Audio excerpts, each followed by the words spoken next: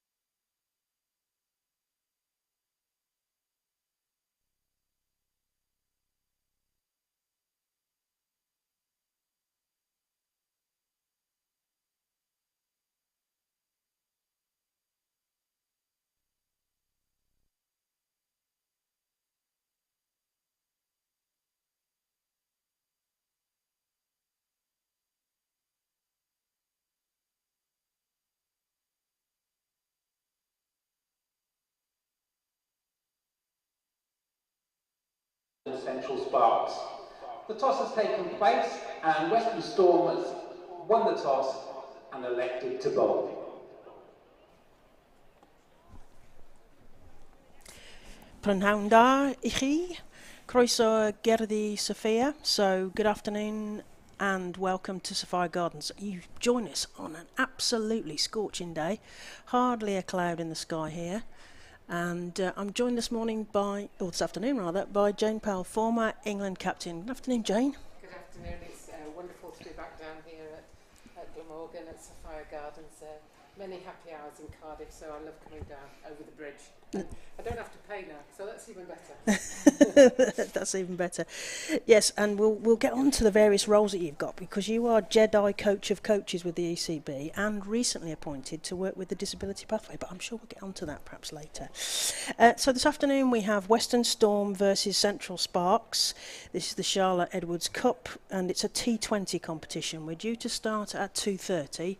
Although we will be having a moment of unity, and more of that in a minute, just before the players start. The toss has been won by Storm, and they will bowl to start with. And we are being broadcast today on the YouTube, which is Gloss Cricket. So Gloucestershire Cricket, which is, if you put in GLOS Cricket, Gloss Cricket, you should get the YouTube for this. And if you want to tweet about the game, so, we would like you to use hashtag Stormtroopers, and I'm sure Central Sparks would like you to tweet hashtag SparksWillFly. So this year's Charlotte Edwards Cup is split into two groups. We have Group A and Group B. If you'll bear with me, I shall find those. So Group A is Central Sparks, South East Stars and Sunrisers, and also Western Storm. So the other teams in the Group A are playing at Chelmsford today, so South East Stars are playing at Sunrisers at Chelmsford. Group B is Lightning versus Northern Diamonds at Loughborough. They're having some problems with the live stream, so if people are looking for live stream, it may be problematic at the moment. And then at Hove we've got Southern Vipers versus Thunder. So today's game is Western Storm versus Central Sparks here at Sophia Gardens. So the teams will be heading towards finals day on Saturday the 11th of June in Northants. And I should mention that although they're having problems at Loughborough, the other game in Group B, which is the game at Hove for Vipers versus Thunder, Melissa Story is down there with Kevin James on the live stream for that. Now when we look back at last year's Charlotte Edwards Cup, Western Storm won 4 of their 6 games, but unfortunately didn't reach the finals. That was down to net run rate, so a little squeak there. So they'll be looking to put in a better performance and just get into those finals, as I say, on Saturday the 11th of June. In terms of the teams, in terms of the squads, Western Storm have Fran Wilson back from Sunrisers, and Central Sparks this season are joined by Amy Campbell, who was playing previously for Northern Diamonds, and Abby Freeborn, who was playing at Lightning in Loughborough. So those are the changes to the major squads. I've got some noise coming in from the PA, so bear with us with that one. Jane, do you want to tell us about your new role before we get into the moment of unity? What's this exciting role you have? Yeah, sure.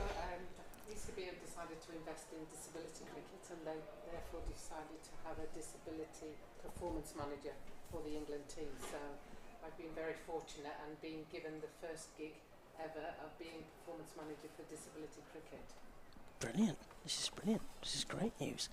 And you're coming through a bit quiet on my headphones, so I'm hoping you're coming out through okay on the live stream. I'm not sure. And also you're Jedi Coach of Coaches. So what are you up to there? Well, I'm part of the coach development team, and I look after the scholarships. So that's all the people who are from underrepresented groups.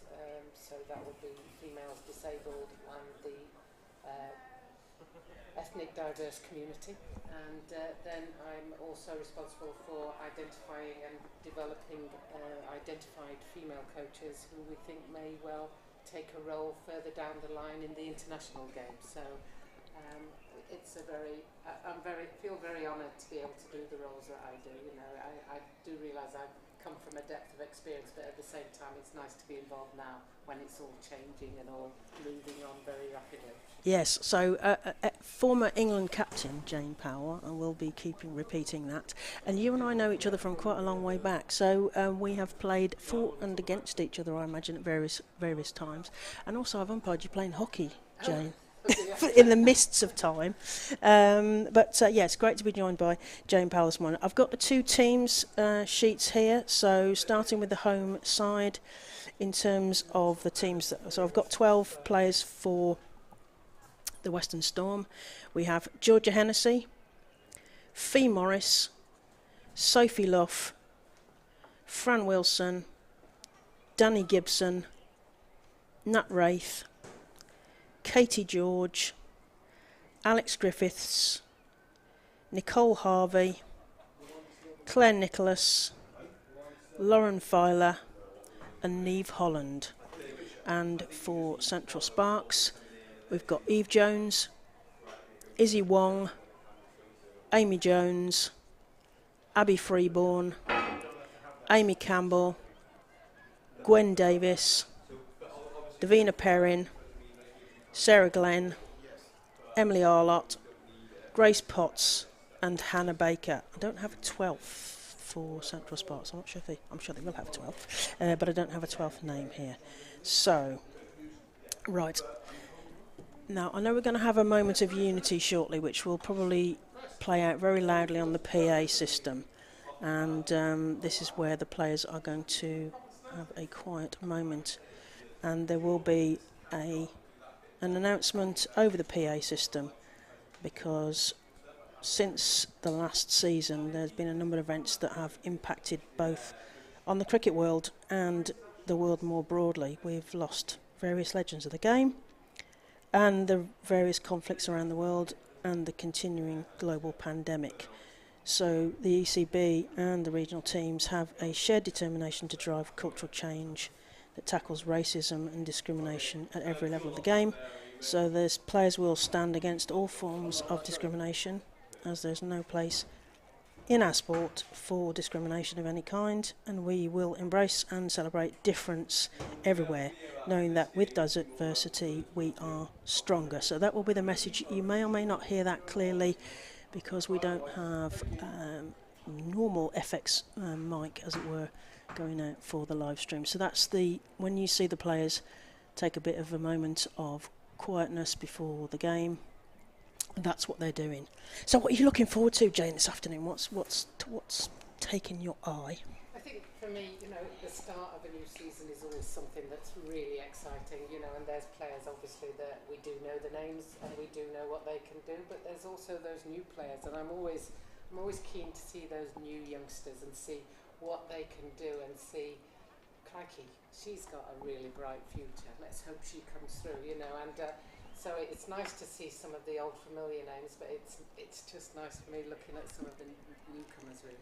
Yeah, how much opportunity did you get to see them coming through the ranks with the various things you do, or are you sort of looking from a different lens? I'm a mini badger, so I do try to look at as many live streams as I can if I can't make games, and I sometimes play it back, and then I've got various people telling me to have a look at this person or have a look at that person. So, yeah. I think once you've been a female cricketer, then you just want to support it. So I've been down to last year. I went round the grounds. I went to Cambridge. I went to Loughborough. I went to Bristol. I went everywhere that I could just to try and see at least each regional side play once. Brilliant. Yeah, and we are so fortunate with these live streams and also greater TV coverage as well to see the women's game more on live, in whether it's a live stream or whether it's on TV coverage, which is brilliant. Of course, in terms of the larger scale stuff, England will be hosting South Africa. We've got a test against South Africa. I mean, you've played in test matches. Because so far, up till the last couple of years ago, it was only England versus Australia. And it always felt like we were forcing the Australians to do it as part of the the multi-format series, and then we had India joining.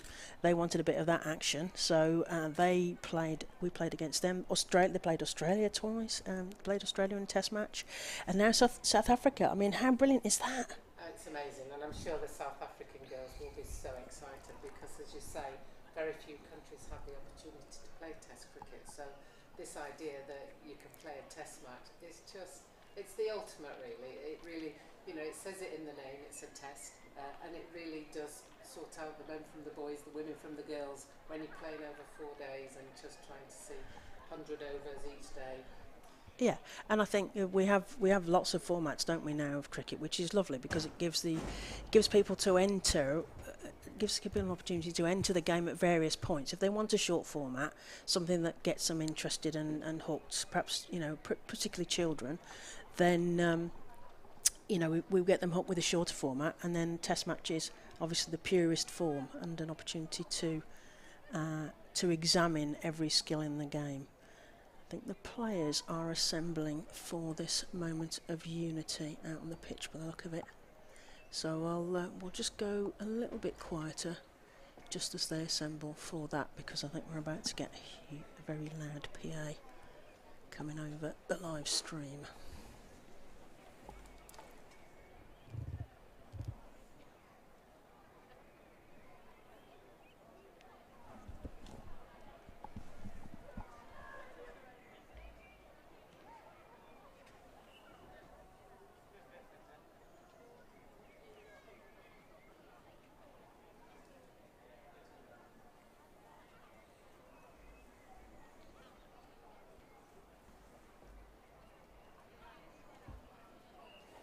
Players assemble for the live moment of unity. Of course, Western Storm went off and did pre-season training in Spain against South East Stars. I mean, that was a bit of a smart move there. A bit of nice warm weather training as we see the players form on the boundary line for the moment of unity. I'll just go quiet for a moment.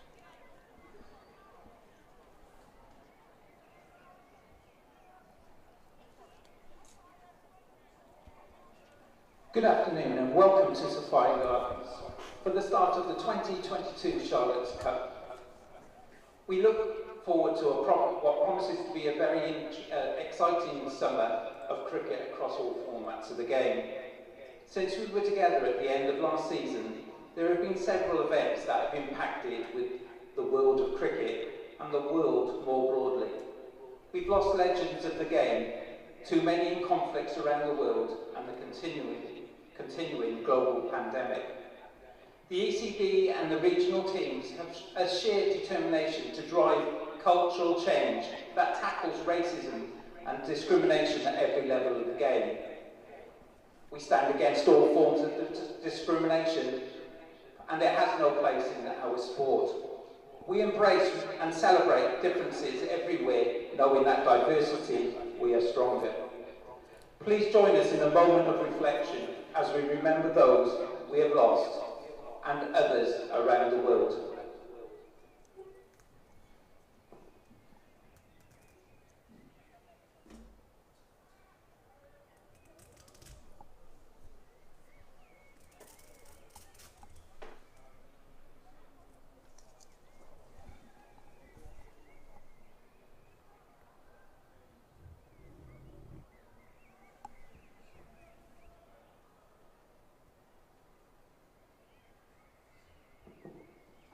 Thank you.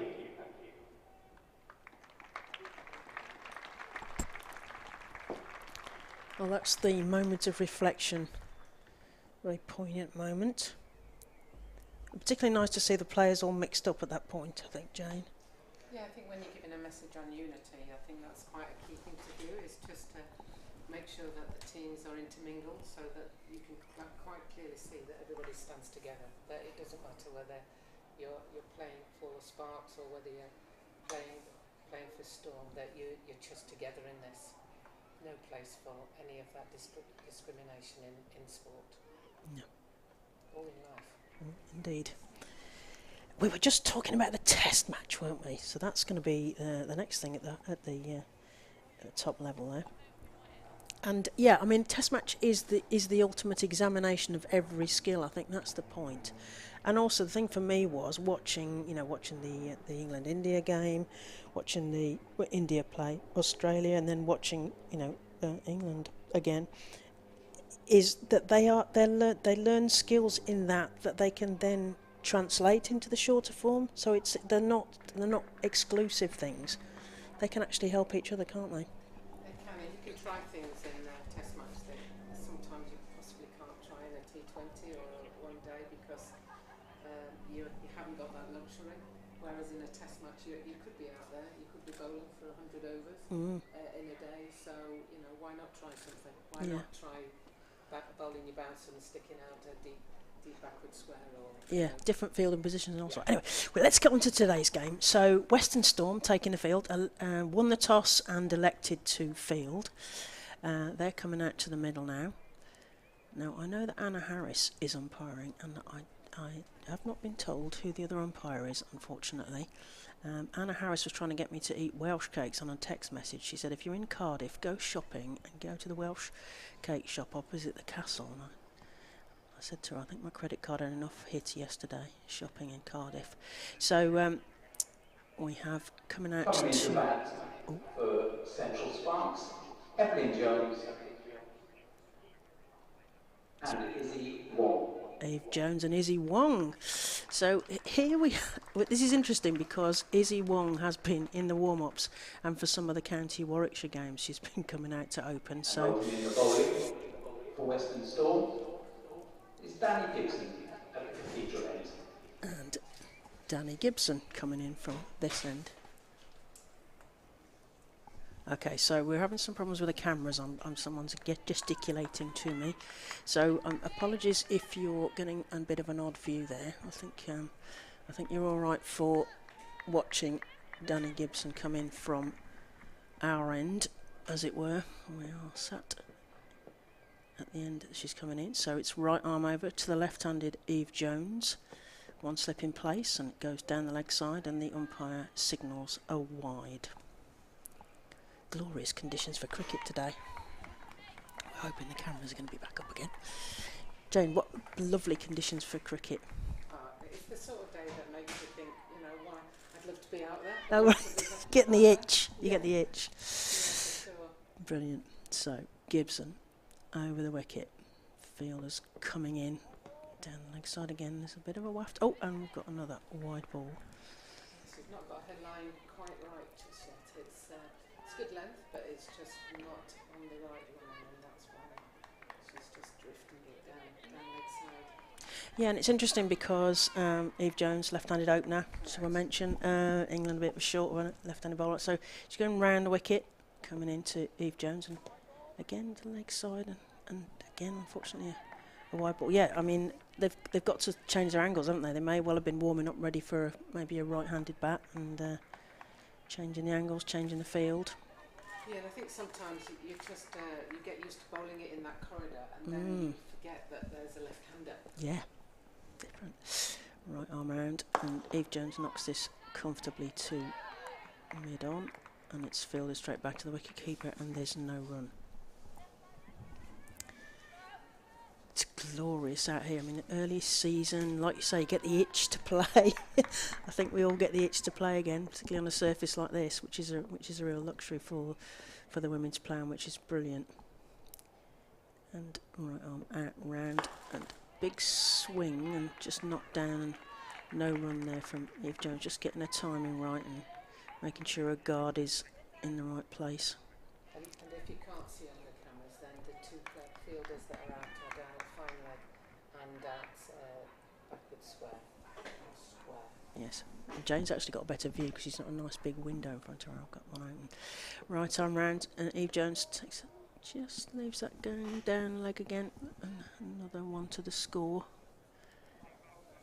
Just struggling with a line there, I think, as you say, maybe getting used to bowling at right-handers and just having to think a little bit. Yeah, early season nerves, although they will have played a county championship. Yeah. So she should be okay. She'll get into it. Yeah. Right arm round. Eve Jones knocks that straight down. It's heading towards the boundary and the two fielders are chasing after it, but it hits the rope, and that's 4 runs to Eve Jones. And the fielders collect in. And just looking out over those lovely seats to our right, there's daffodils in the seats here at Sophia Gardens, which you can't see on camera. So they're arranged beautifully, lovely dark blue seats, and then this lovely daffodil shape. She comes in. Eve Jones takes a big swipe, and it goes straight to the fielder, and that's a catch there, and that's 1 down. It seemed sort of, there was a sort of moment of silence, and just the fielder not being really able to believe herself that the ball came straight to her. So that's Eve Jones gone, and that's 8 for 1. It's only the first over, Jane. Yeah, it's one of those. Cricket's one of those games where you can be having an absolute shocker, and let's face it, 4 wides in the first over. Yeah. Not how. Emily Jones was called. However, she's now pulled the over back because a wicket By is Alex valuable Griffiths. when you're trying to keep the runs down. So to lose Eve Jones, who's one of the top run getters for Sparks, will be a big blow to them. yeah, big blow, and because and many people have been touting her for potential England places. She's certainly in the England A team, but toured Australia last winter, and she played in the Women's Big Bash as well. So great things thought of her, but unfortunately a short innings. So I was looking for a nice long innings, Ed. Yeah, she just played that glorious drive. Yeah, straight down the ground. Straight down the ground, and you thought, oh, she looks good today. And then she just, maybe Danny just held that one back a little, and it just lifted a fraction, and as a result, she hit it straight to short mid. Yeah, we're still in the first over, Jane. So exciting. So now we have another Jones. So this is Sparks' other Jones, Amy Jones of England, and Central Sparks.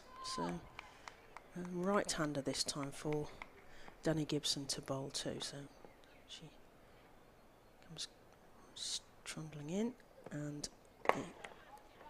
Amy Jones just knocks that comfortably to the cover fielder, and there's no run. And that ball that Danny just bowled was exactly the same as the first 3 that were given as wides, but now with the right-hander, and it means that she can now get into a groove, and it just, taking the wicket just makes you relax a bit, and it means that you can come back in and just concentrate on line and length and just making sure you put it there. Yeah, the corridor of uncertainty or something, is it? Right arm into the right-handed Amy Jones, who's tucked up there and manages to retrieve the ball for the wicket-keeper, and there's no run at that one. Is it still only the first over, Jane? Yeah, and I think, what you would be saying is, oh, that was a poor over, and then because of the wicket, you're saying it's a good first over. So 8 for 1. despite 4 wides, Yeah. 1 wicket does make a massive difference, so they'll be relieved with that, I think. Yeah, that was it was all sorts of mixed news there. So I'm going to hand over to Jane to do the ball by ball on this one from the far end. Nicholas, I think, coming in from the far end. Coming to bowl on at the river end. It's Claire Nicholas. You're right. The PA just confirmed it. So right arm off spin from Claire. So Storm mixing it up a bit right from the start. Seam and then spin. And we're about to see Izzy Wong face her first ball, which is, it's always very exciting when Izzy's playing cricket. Yes. So, Never dull. We'll see what happens. In comes Claire Nicholas. And firmly driven, but straight to extra cover.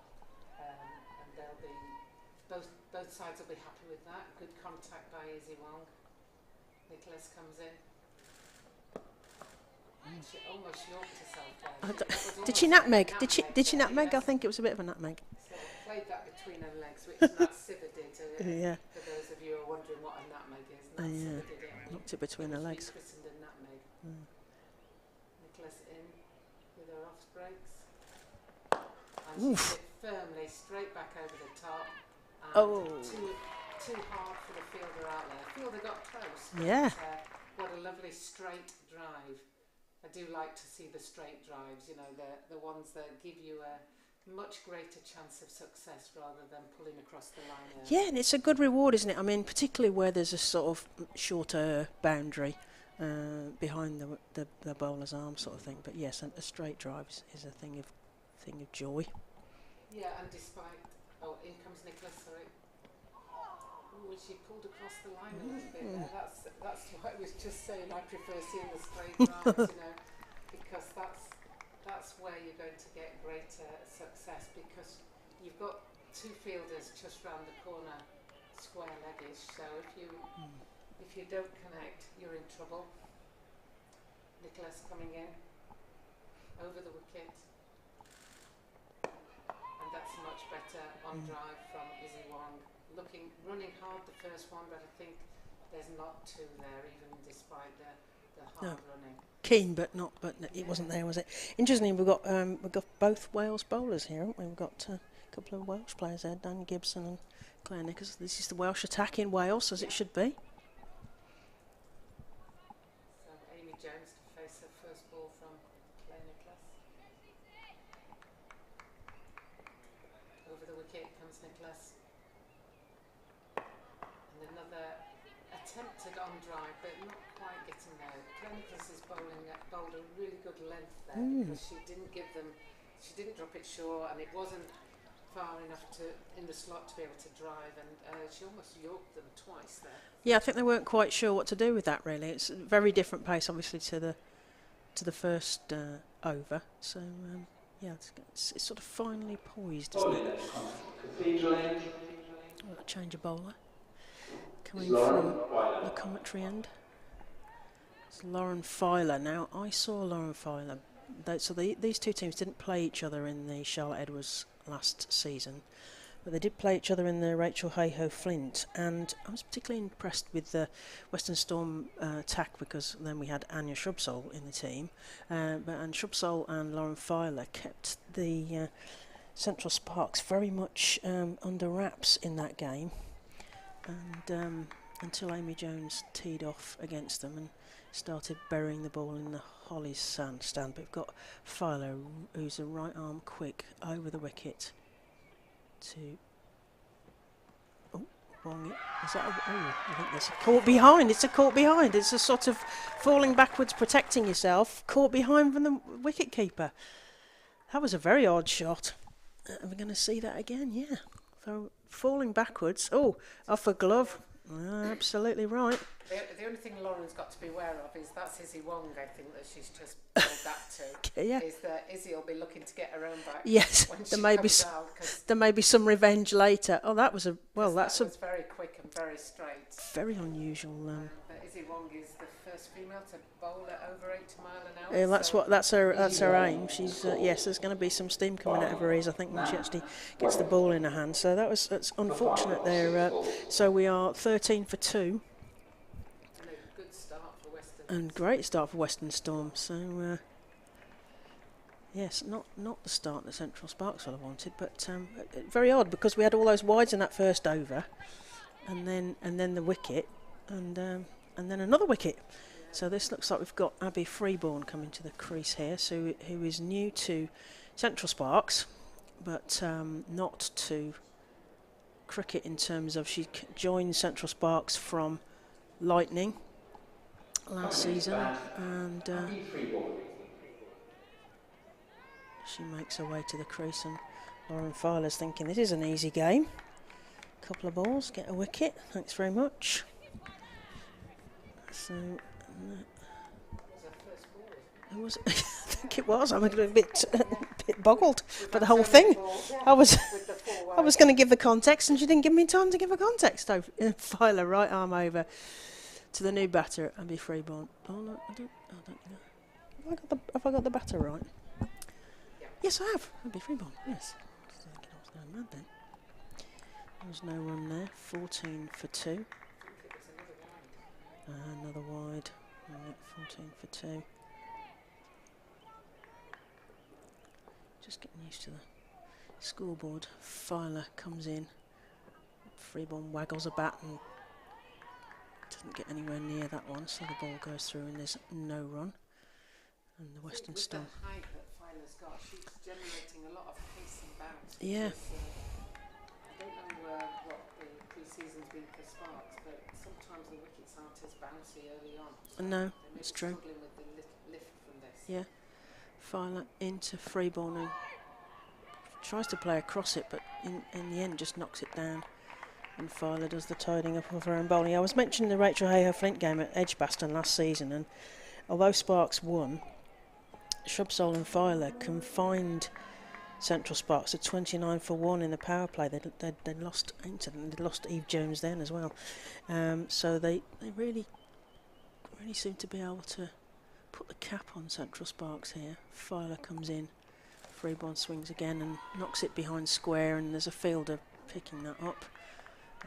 Turn and have a little think, but not really going to get a second run out of there, I don't think so. No, I think the outfields, I mean, it just looks immaculate. The ground, the whole ground is immaculate, and because the outfield's quick, it's going to go, if it's going to a fielder, it'll reach them quite quickly, so the chances of twos, if it's going straight to a fielder, are quite slim, I would think. Yeah. So Amy Jones takes a look at Lauren Filer steaming in, right arm over, and Jones just knocks that down, and the fielder does a big dive, but it's fielded back and there's no run. I guess one of the advantages of the girls who play for England is they get used to some quick bowling, so whereas some of the others won't have had that experience. Yeah. And also adapting to various conditions, because Amy Jones must have been playing for the last however many years now without any break, and Filer just puts that outside the wide mark, and we have another run to the score. Yeah, you're right. I think Amy Jones will have had lots of opportunities to adapt to Australia, adapt to New Zealand, adapt to coming back again, and that may give her a bit more chance against Lauren Filer's height and pace here from our end. Right arm over, and Jones just knocks that down and straight to the fielder, and there is no run. 15 for 2, and that's the end of the... Can it really only be the third over? That's the third over. 15 for 2. We have Amy Jones yet to score, and Abby Freeborn with a single.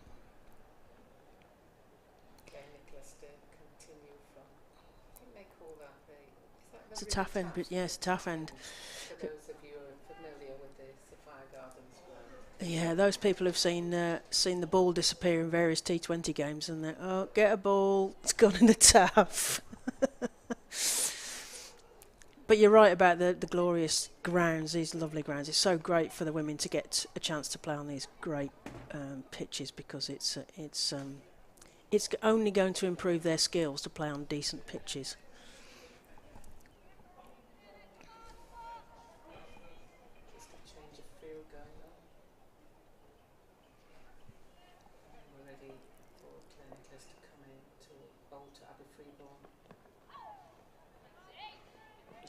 Thump of pad or something we can't see from this side, but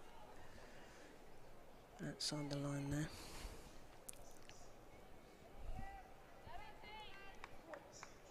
Okay, Nicholas will be turning this into the right-hander. Big shout. Obviously not going on to hit the stumps. No, Anna Harris is unmoved.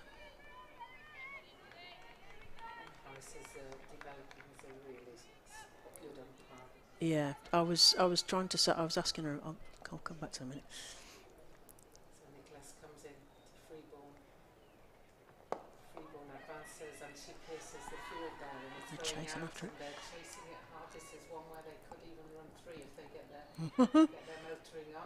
They're coming back for the third. Good fielding, but that's a long way out there. So it's a proper pocket out there, isn't it? There's a chance for 3. Yeah. And she pierced it really well. Yeah. So she hit it as cleanly as she could. She just guided it between the 2 fielders there. Yeah. So Jones to face Nicholas coming in over the wicket, and she bowls. And Jones also tries to pierce the field, but great fielding there. Sophia Lough, I think, throwing herself round. Dives to her right to stop it and prevents the single, even though Abby Freeborn had advanced quite a way, but was able to get back. comes in over the wicket. Jones hits that straight to mid-off. Claire Nicholas has been around for some time, hasn't she? And she's just a really great team player, just reliable.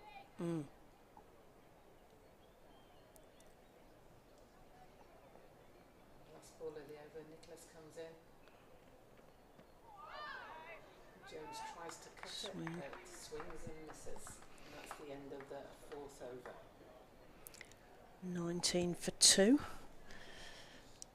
We move into the fifth, so 2 more overs of the power play, where only 2 fielders allowed outside of the restricted circle. The high score at the moment, and Storm might be saying this, but are extras. Oh dear. Yeah, it's a bit of an odd game, isn't it? Lots of extras, and we've got this beautiful outfield that Central Sparks haven't used very much so far. So Danny Gibson, we're ringing the changes again. So Danny Gibson coming on, and Freeborn to face. She's on 4 runs, and the score is 19 for 2.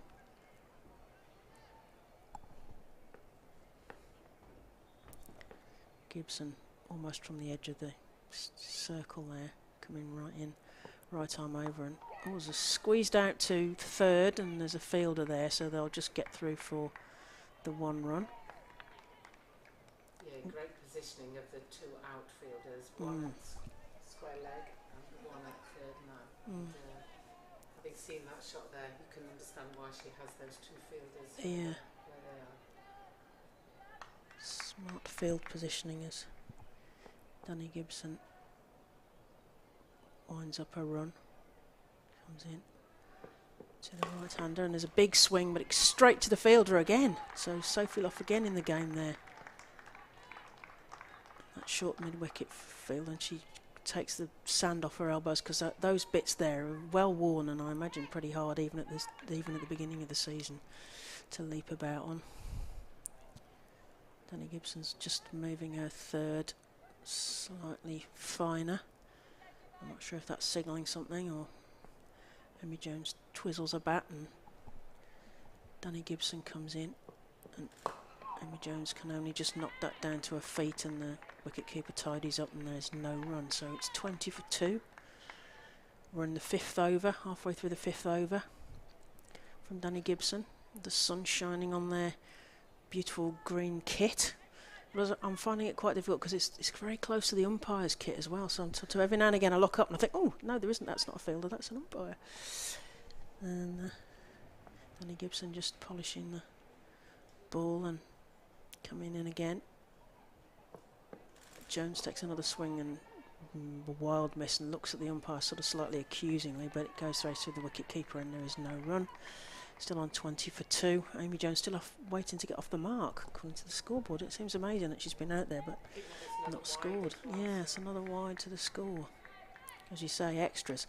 The Australians call them sundries, which always makes me think about ice cream, but that's just me, I think.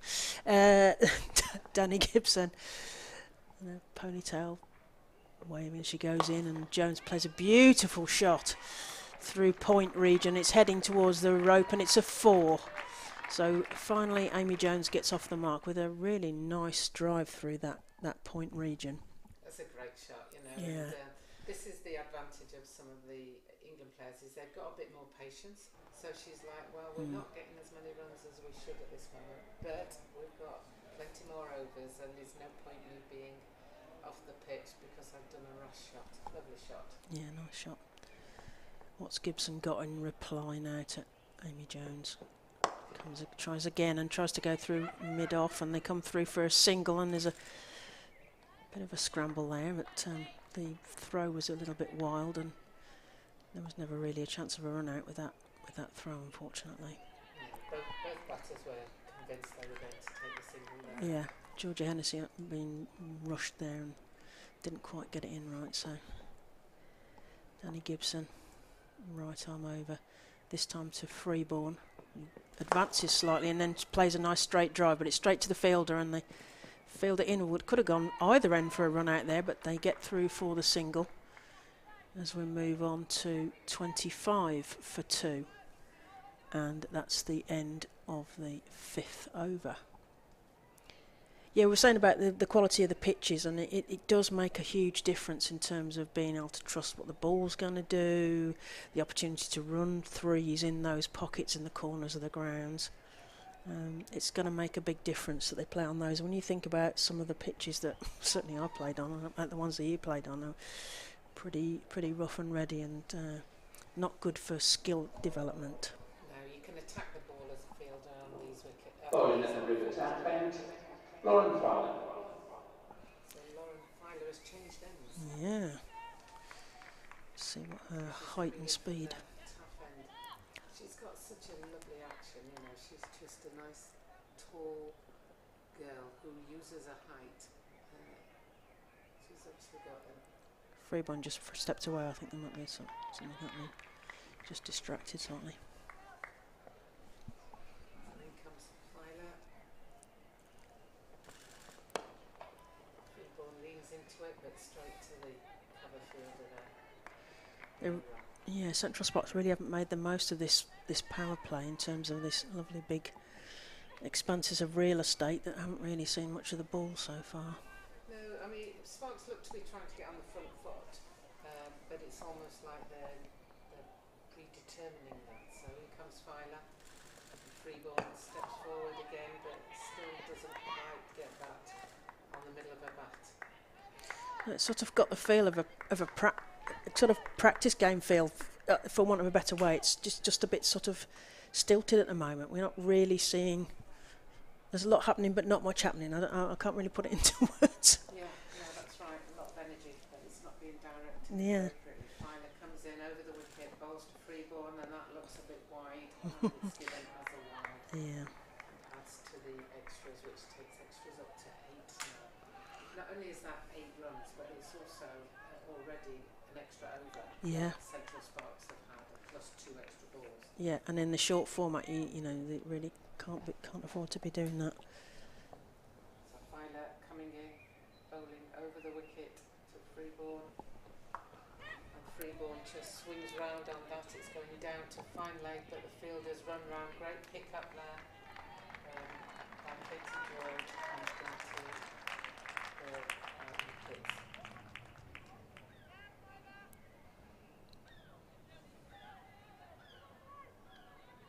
Just seem to lean on that and just help it round, and I think that's what I was meaning by you don't always have to get on the front foot, just watch the ball, judge the length and play appropriately. Violet in, bit short, and Freeborn tried to pull that but was not able to connect with it. I think it may well have hit the helmet because they're signalling. Ooh. Yeah, I think it did hit their helmet, so they're calling for a change, either a change of helmet or a helmet check. Is it somebody got hit? Sorry, I was just going to message that you were a bit quiet, so I'm just turning you up. I missed what happened then. So did they get a knock on there? They have to have a concussion check if there was a knock on any helmet. It came in, bowled one short, and it just contacted Freeborn's helmet. She went to try and pull it and totally misjudged it. So I think I've tweaked you upwards, Jane. I think I'll probably pick you up better now.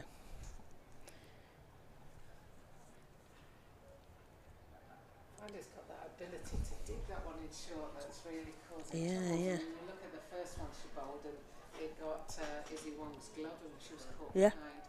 And then you've just seen that one where Abby Freeborn's gone to pull it, and it's hurried her, and it's so much hurried her that she missed it, and it hit her on the helmet. Yeah, so we got the physio out there who, unsurprisingly, his nickname is Fizz. Physio just checking that Abby Freeborn's okay after the knock, checking the helmet, etc. No doubt.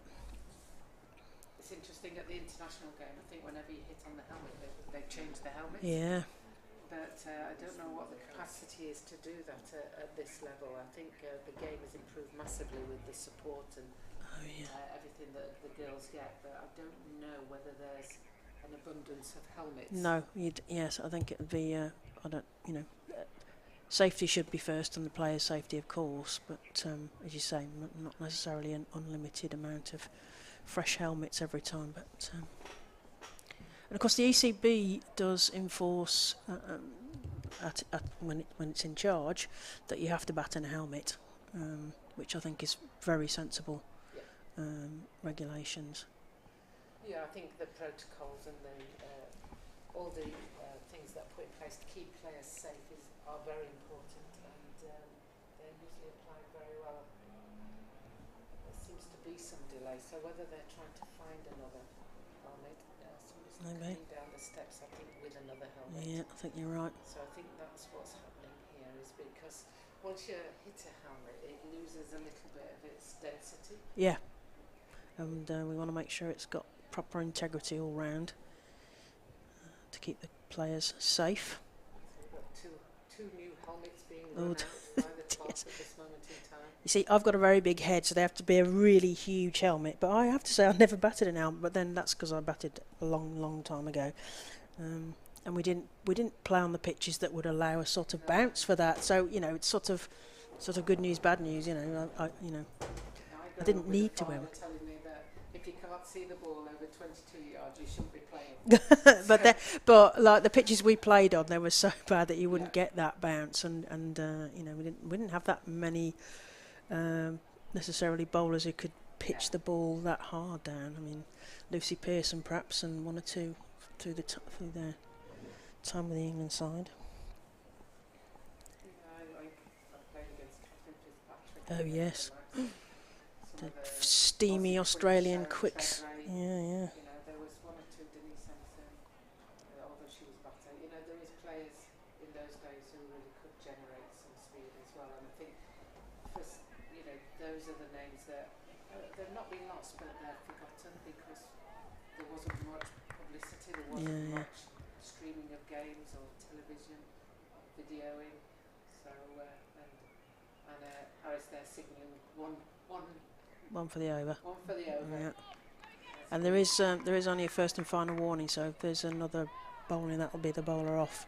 There is no second chance for that. So.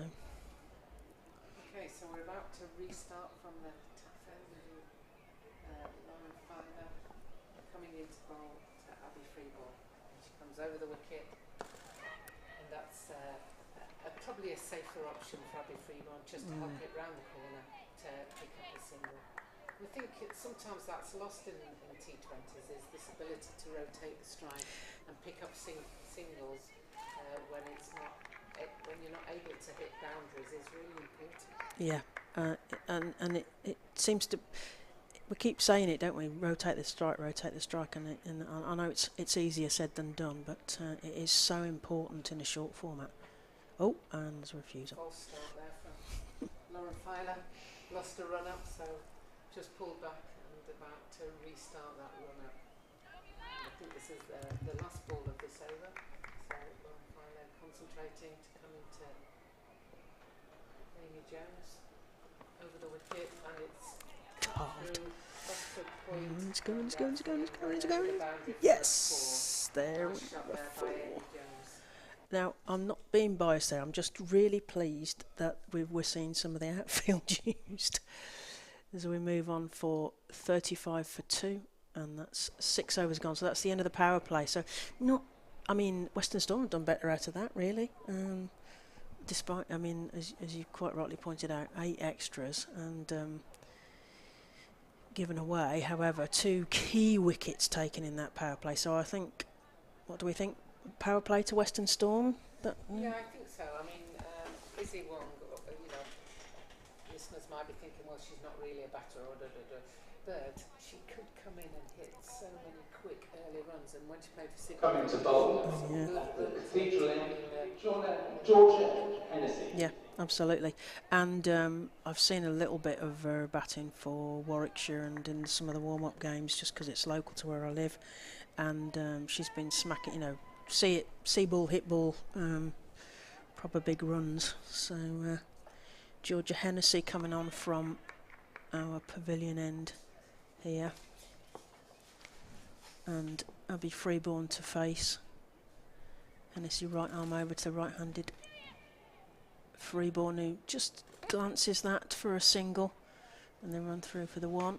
That's one to the total. It's quite annoying as a captain when you put somebody on the one round the corner and it goes straight to them and they still get a very easy run. Yeah, got to be on your toes there. As you've got to really, really defend that circle there. Oh, restart there from Georgia Hennessy. I think she's getting some extra instruction just as she was going in then. So fielders at 45s behind the wicket, and that's knocked into mid wicket, and they go through for an easy single. They look for a second, but not really on. The fielder comes in there and tidies up, so just the single there. And that's where the players, the fielders on the circle, you know, you really want them attacking the ball. Yeah, it's got to be a zone, hasn't it, to attack this zone. Hennessy in to Freeborn, who pops it to point, and I thought that was a catch, and she just couldn't quite get her fingers tips to that. And they get through for the single. Yeah, well, you know what I mean. I got her fingers tips to it, but couldn't quite get underneath that point there. Flying through the air. It was a spectacular dive, and that looks like Fran Wilson out there. Very Fran Wilson-like with that dive. As Hennessy comes in to Jones, who miscues that, but they squeeze one as single. Not tidy, but still a single run. Again, that kind of not really pressing that. Yeah, there shouldn't be a single there. I know the wicketkeeper. Well, the wicketkeeper had to go and field it. Actually, the fielder wasn't near it. So Hennessy almost from the fielding circle, right arm in.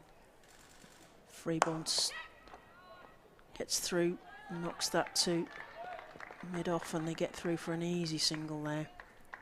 It's a long way down as a quick bowler for Tyler there. She did well to get behind it and stop it. And any tall, fast bowler, you can hear the coach taking a breath whenever they think they might be diving. And Hennessy, I think, starting to get a little bit frustrated with her fielders. And, she comes in to Jones, who takes a big swing and puts that through to deep mid wicket, and they get through for again an easy single. As you said, there is an air about the international players. They just have much more time, don't we? As we get to the end of the 7th over, and it's 41 for 2 for Central Sparks against Western Storm in this regional competition. This is the first game of this competition for the regional teams. They've played warm-up games. They've had warm-ups for Western Storm. They went to Spain and did a warm-up with South East Stars, and lots of them have been in action in the last few weeks in the county championship, so they will have had some cricket, but not at this level and not on these sort of standard pitches. So I think there's still a sense of them kind of getting going a little bit, as we see another change of bowling, I think, from the top end.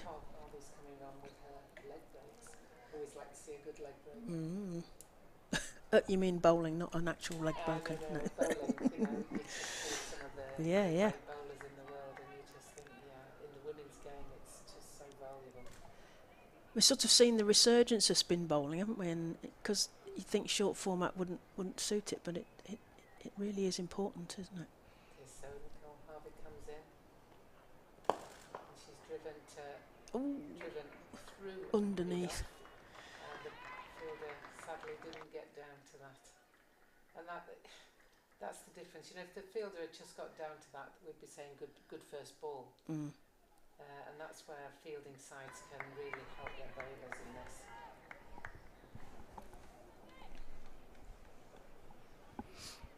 Nice drive that though by Jones. Harvey comes in.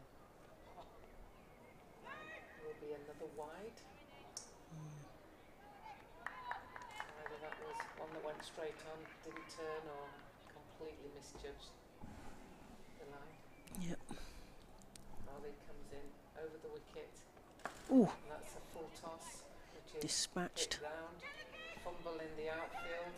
They're running on the misfield, but they get there easily. I thought there was going to be a clash there because there was a bit of ball watching, and they nearly thumped into each other, the Central Sparks batters there, which is not good if they do that. They need to be watching where they're going. So Harvey comes in over the wicket, drives through mid-on for an easy single. Harvey's got one of those actions that you think, is she stopping? Yeah, there's almost a stutter in there, isn't there? There's like, shall I, shan't I? Delays, and then she goes on to bowl, and sometimes those slightly different actions are quite unnerving as a batter. So she comes in, hesitates, and then that's a good worked round the corner by a free ball. Central Spark's been listening to you. They're finally starting to rotate that strike a little bit. We're talking about Izzy Wong because she recently hit 94 off 33 in a warm-up game. So yes, so actually you probably you'd be wanting to get your 100 if you got 94. Well, Western will be glad that they didn't see that today. Yeah, that's a bit of a loose one. Fielder chasing after it down to fine leg, picks the ball up, and from Claire Nicholas. And that's 2 runs to Amy Jones. And that's the 50 up for Sparks, 52 for 2. Harvey with a final ball from Taffer in this over, coming in to bowl to Jones over the wicket, bowls, and again there's a massive space there now for any single that you want. And it's an interesting situation that Dawn are in, you know, because they've got 2 wickets, and it's almost now like that they're almost taking the pressure off by putting the fielders out to make them to restrict the runs, whereas, you know, take the wicket and that'll save the runs. Yeah, it's a bit of a sort of strange start to the game, really.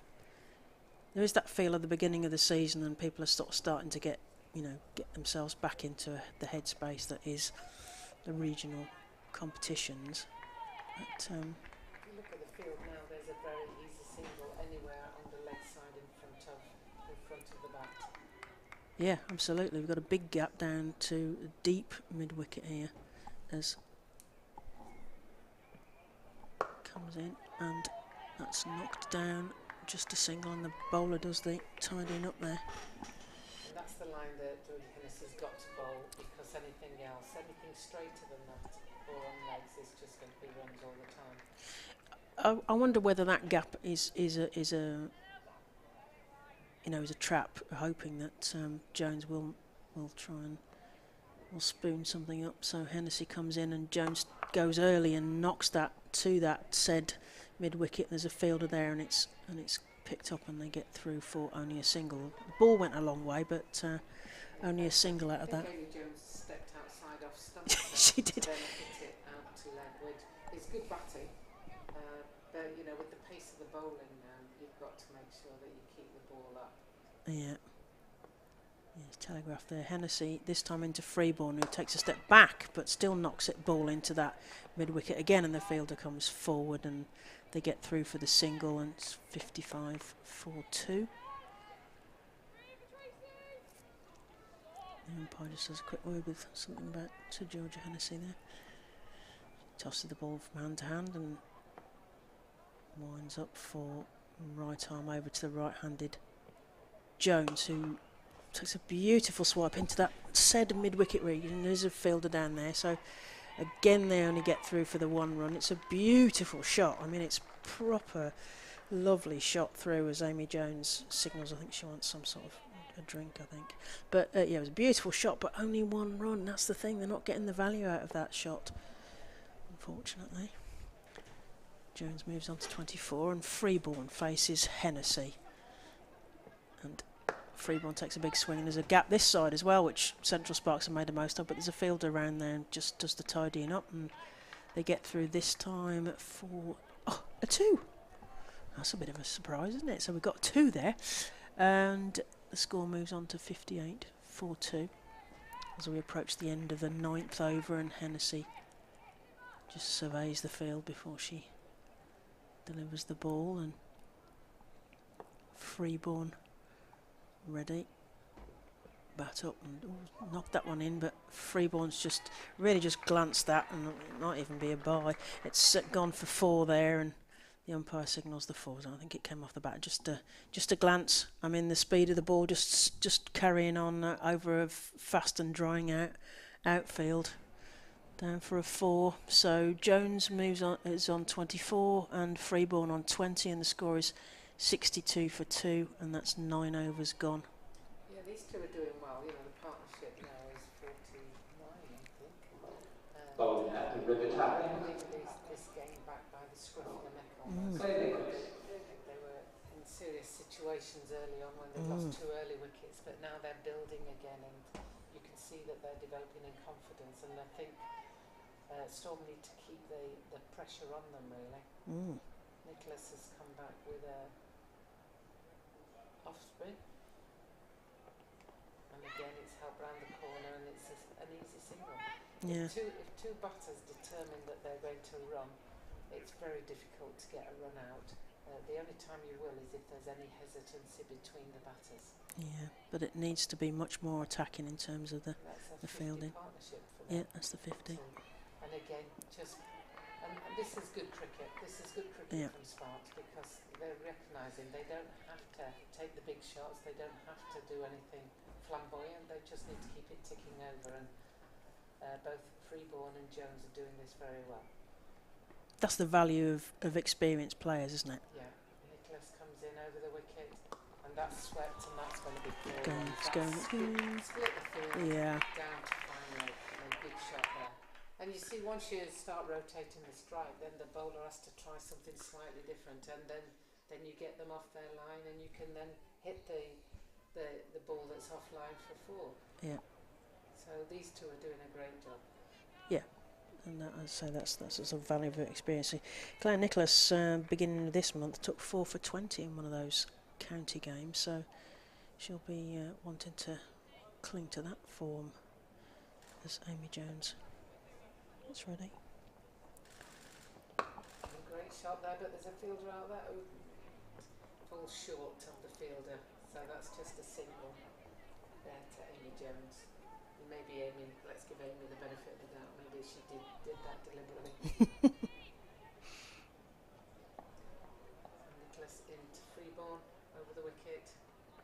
Freeborn comes down and hits the same area, same fielder, same result. She managed to bend it round Sophie Luff there with that shot. It was almost a golf-like in terms of bringing the ball back round again. A change of field now. So we've now added an extra fielder to the offside and left that big gap again. They were at the in the mid-wicket area. So if it is a plan, we'll see. So that's Nicholas in. All he's doing at the moment is giving them a nice, easy single.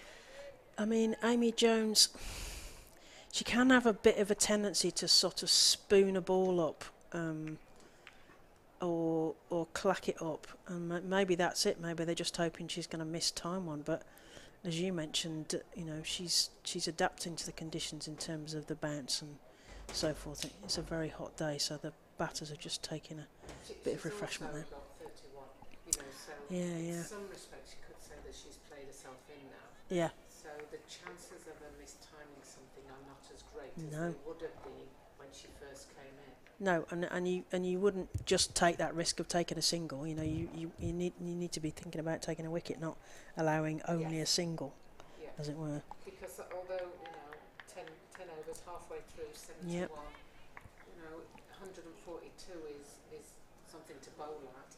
If they don't take a wicket, it'll be more than 140. Yeah, because you've got 2 experienced professionals at the crease, and my theory is about at the 10 over, double it and add 20. Ought to be. I mean, that ought to be what Sparks are aiming at.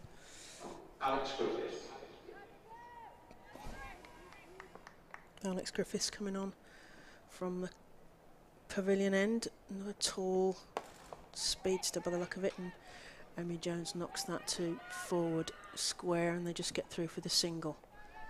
So Alex Griffiths, another Wales player. They've got several in this side. So They seem to have quite a few seamers. Yeah, tall seamers. Whether that's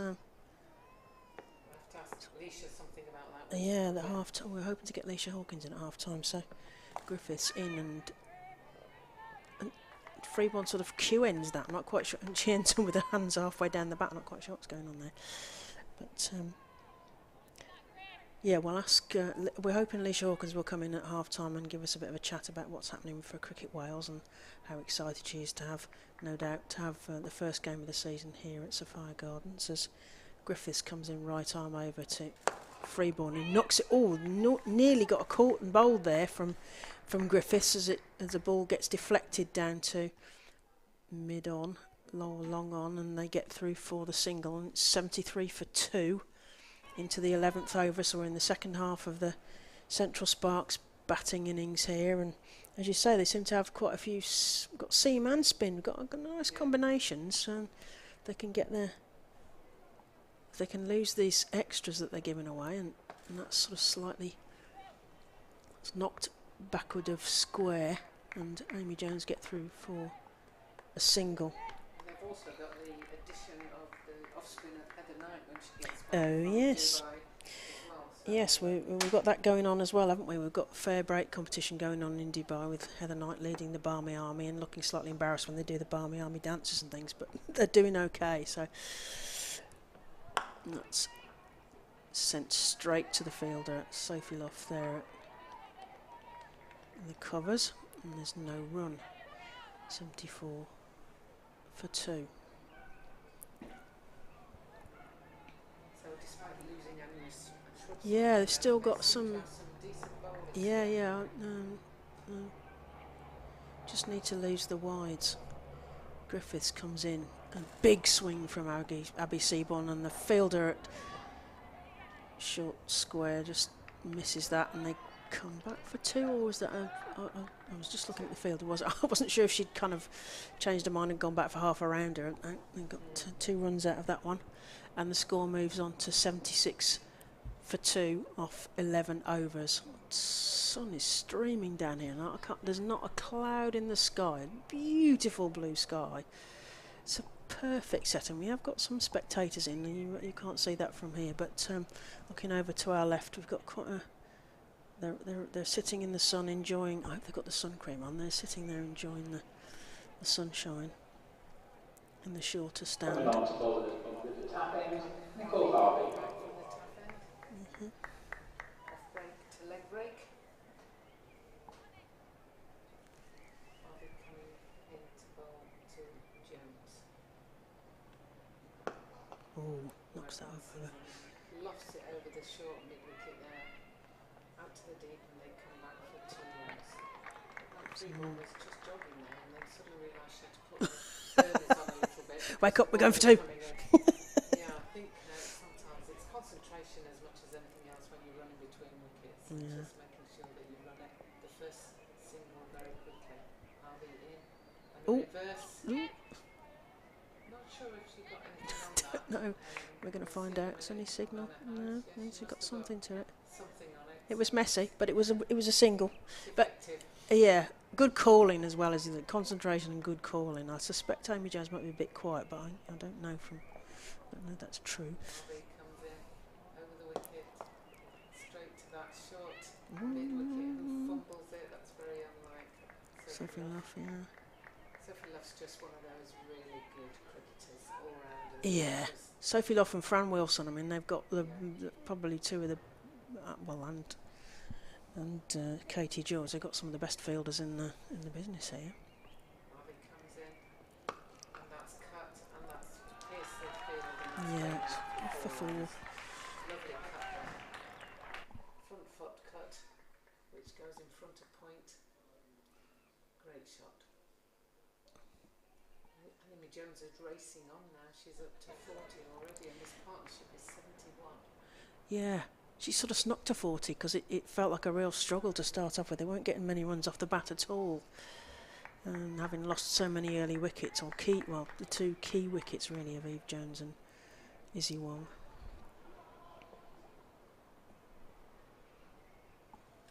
Out to deep wicket. They're running hard, looking for 2, but they'll be restricted. Some good field in there. I think Amy Jones is saying, come on, let's get the second. Quite rightly. Dragging this partnership through, isn't she? Yeah. So free ball to face, Harvey coming in over the wicket, bowls, and she hits straight to mid-off. Nowhere. And that's the end of the over. Yeah, 85 for 2, and that's 12 overs gone. And Amy Jones, quite right, she's on 41, and Abby Freeborn's on 26. Some adjusting of footwear, I think, from Amy Jones, as Western Storm decide what they're going to do with the next over. Sophie Love's just consulting with, I think, Lauren Filer coming back on again. So these guys play in 2 groups, don't they? So Yep. who else is with these? So yeah, that's a good reminder, Jane. Who else is in these groups? So we've got Group A, where we've got 2 of the teams in Group A here, and then we've got Sunrisers playing Stars at Chelmsford today in the same group, and the other group, Group B, at Loughborough we've got Lightning versus Northern Diamonds, and then at Hove we've got Southern Vipers versus Thunder, as Filer comes in right arm over to the right-handed Jones, who takes a big swing, a beautiful swing, but and the ball's going out, but there's a fielder there, sort of square leg, and it's a beautiful shot, but again only for the single. Not really getting value, and pity she didn't. She'll be hoping that she can split the field there, but they've got a bit of a sliding doors thing at 90 degrees there as Filer comes in, distinctive arm action, and a big swing from Freeborn that goes straight to the fielder, and they get stopped there, and Fran Wilson stops any runs coming off that ball. So 86 for 2. Chat from the field. Georgia Hennessy just giving Filer a bit of advice there, I think. Filer coming in. Abby Freeborn doesn't really get hold of that, and it goes to long on, and again Amy Jones turns as if to get a second and as if to wind up Abby Freeborn, but they don't. They just get the 1 run. So 87 for 2. Just dropping it a little bit short at the moment. Both batters to be able to play cross bat out into the vacant area, and this is where it's quite telling and quite nice for the batters, because even if they miscue it, they should be okay in that area. Filer in, and Jones just knocks it down, knowing that they can still get a single, and there really shouldn't be a single there. And that was Fran Wilson almost fielding to herself, backing up there, but Amy Jones, they've got the confidence to know that they can just get a single, just knocking it down. Filer looking sort of slightly hot and bothered. She comes in, elbows flying, bangs one in, and Abby Freeborn knocks it up in the air, but there's no fielder there, so they get through for an easy single again as the ball's tidied up, and the score moves on to 89 for 2. And Amy Jones on 43 and Abby Freeborn on 28. Central Sparks really taking advantage of easy singles, short and long here, as Lauren Filer just has a little hesitation. She bowls to Jones, who just can't quite get hold of that, and Lauren Filer nearly manages to take the sting out of it, and they don't get a run there. So we get to the end of the 13 overs, and that's 89 for 2. Amy Jones on 43, Abby Freeborn on 28, and their partnership is now ticking up to 76. So we've got these 2 experienced, well, both professionals now.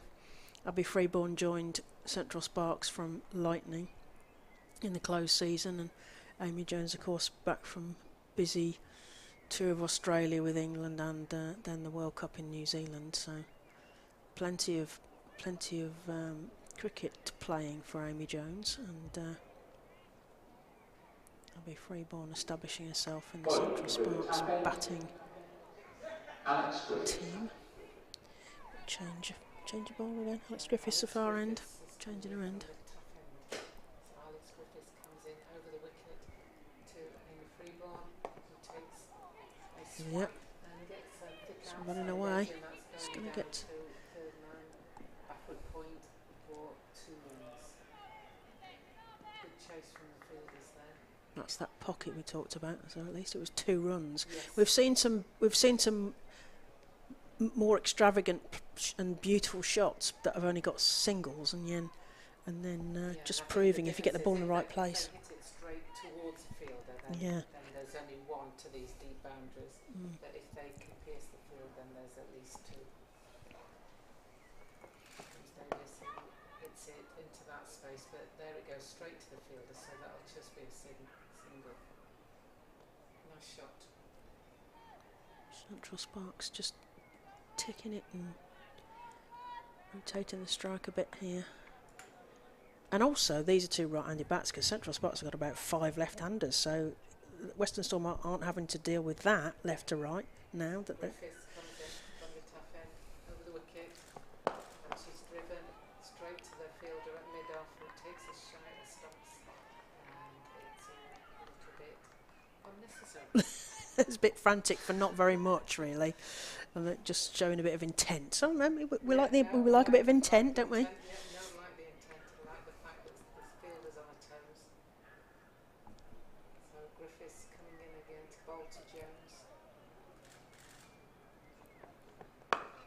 Big gap, that's that big mid-wicket gap. There's an easy single. Could they be going for 2? Yeah, push it.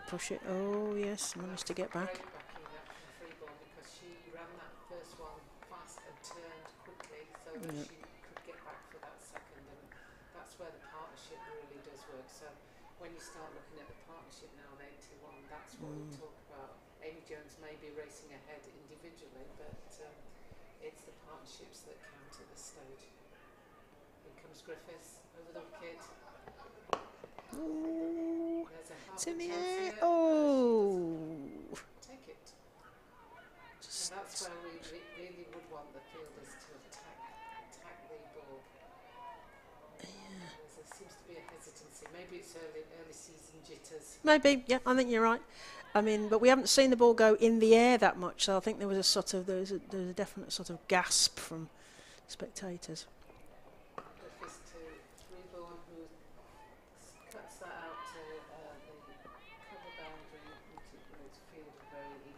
Yeah. And that's the end of the 14th over. Yeah, Freeborn just they're getting some drinks. It's warm in here, so I imagine it is pretty warm out there. They're getting some. The batter's just getting some drinks brought out to them. Maybe a bit of a message. I'm not sure. As we move on to 96 for 2, and Central Sparks approach that 100 milestone off the 14 overs. Amy Jones on 46, creeping up to her 50, and Abby Freeborn on 32. The partnership, as you say, 83 already. And we talk about platforms, don't we? Which seems a bit of a cliche, but that's what they needed after losing those quick 2 wickets. I think we've got a change of bowling from this end. They're rotating the ends, aren't they? So we've got Claire Nicholas this time coming in from the pavilion end of the Wales bowling attack here for Western Storm, and Abby Freeborn ready to pounce.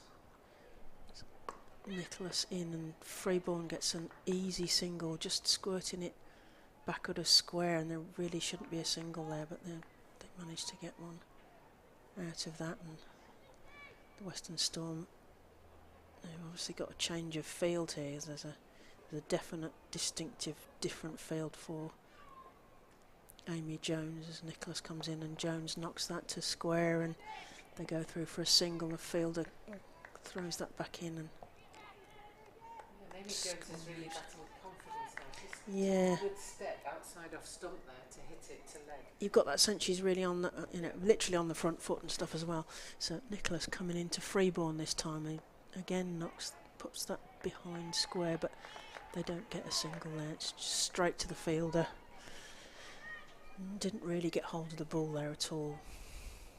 But she takes her stance again. Of course, it's very quick from Nicholas between the balls, and that goes up over Anna Harris's head, and they go through for a single to square leg there, and the ball gets tidied up back to Claire Nicholas. Wales off break bowler. This time to Amy Jones, who surveys that big mid-wicket gap they've been talking about, Jane, and she goes right across the stumps and tries to get it to, oh yes, and the fielder goes spectacularly diving, but we've got a 4 there from Amy Jones, and that is also her 50. So that's Amy Jones returning to Central Sparks and claiming 50. She's on 51 there. Amy Jones, 50. The PA picks that up as well. Of 60. 42 balls, 58. 6 fours.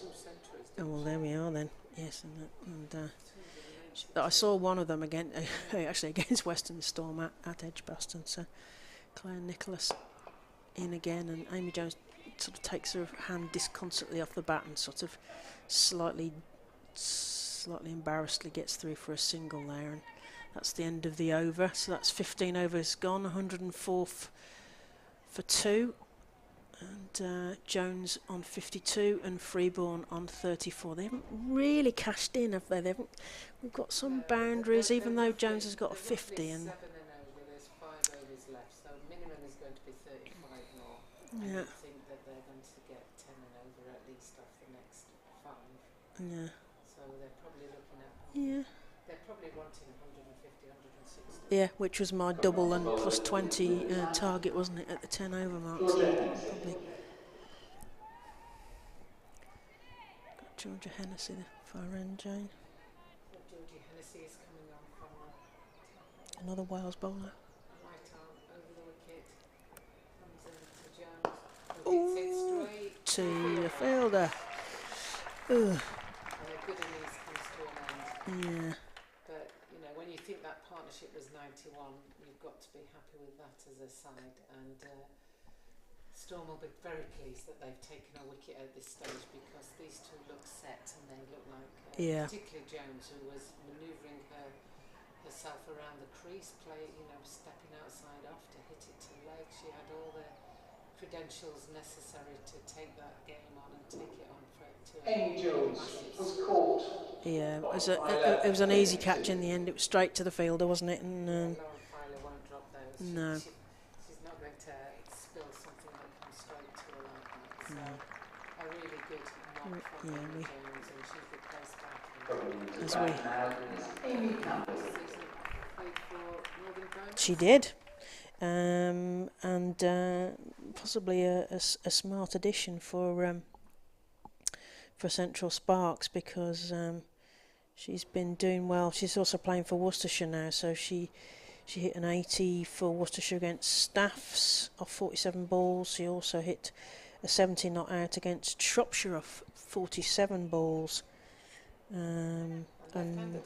And left-handed, yes, I mean the Central Sparks, lots of left-handers. This is really where Storm will need to sort of keep their wits about them, especially if they start rotating the strike, and the bowler will need to get a good understanding of what line she's bowling and who she's bowling to. Yeah, so she top scored 4 diamonds in the playoff and the final last year. So yes, an accomplished batter. Comes round the wicket to the left-hander, and she squirts it Yeah. backward of point for a single, and she's coming back for the second. Great running there, really That's good running. Yeah, and another established professional as well, really, for These girls are so lucky to be professional. You know, Yes. It's just like, oh, no, that would have been fantastic. But I'm so glad to see where the game's moving. oh yeah. So in comes Hennessy.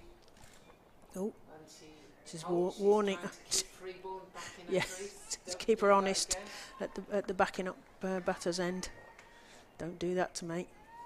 That's a bit of a warning there. It's probably annoyed that they took 2 Yes. off the last one. Although it was Campbell that had to run hard on that one. Yeah,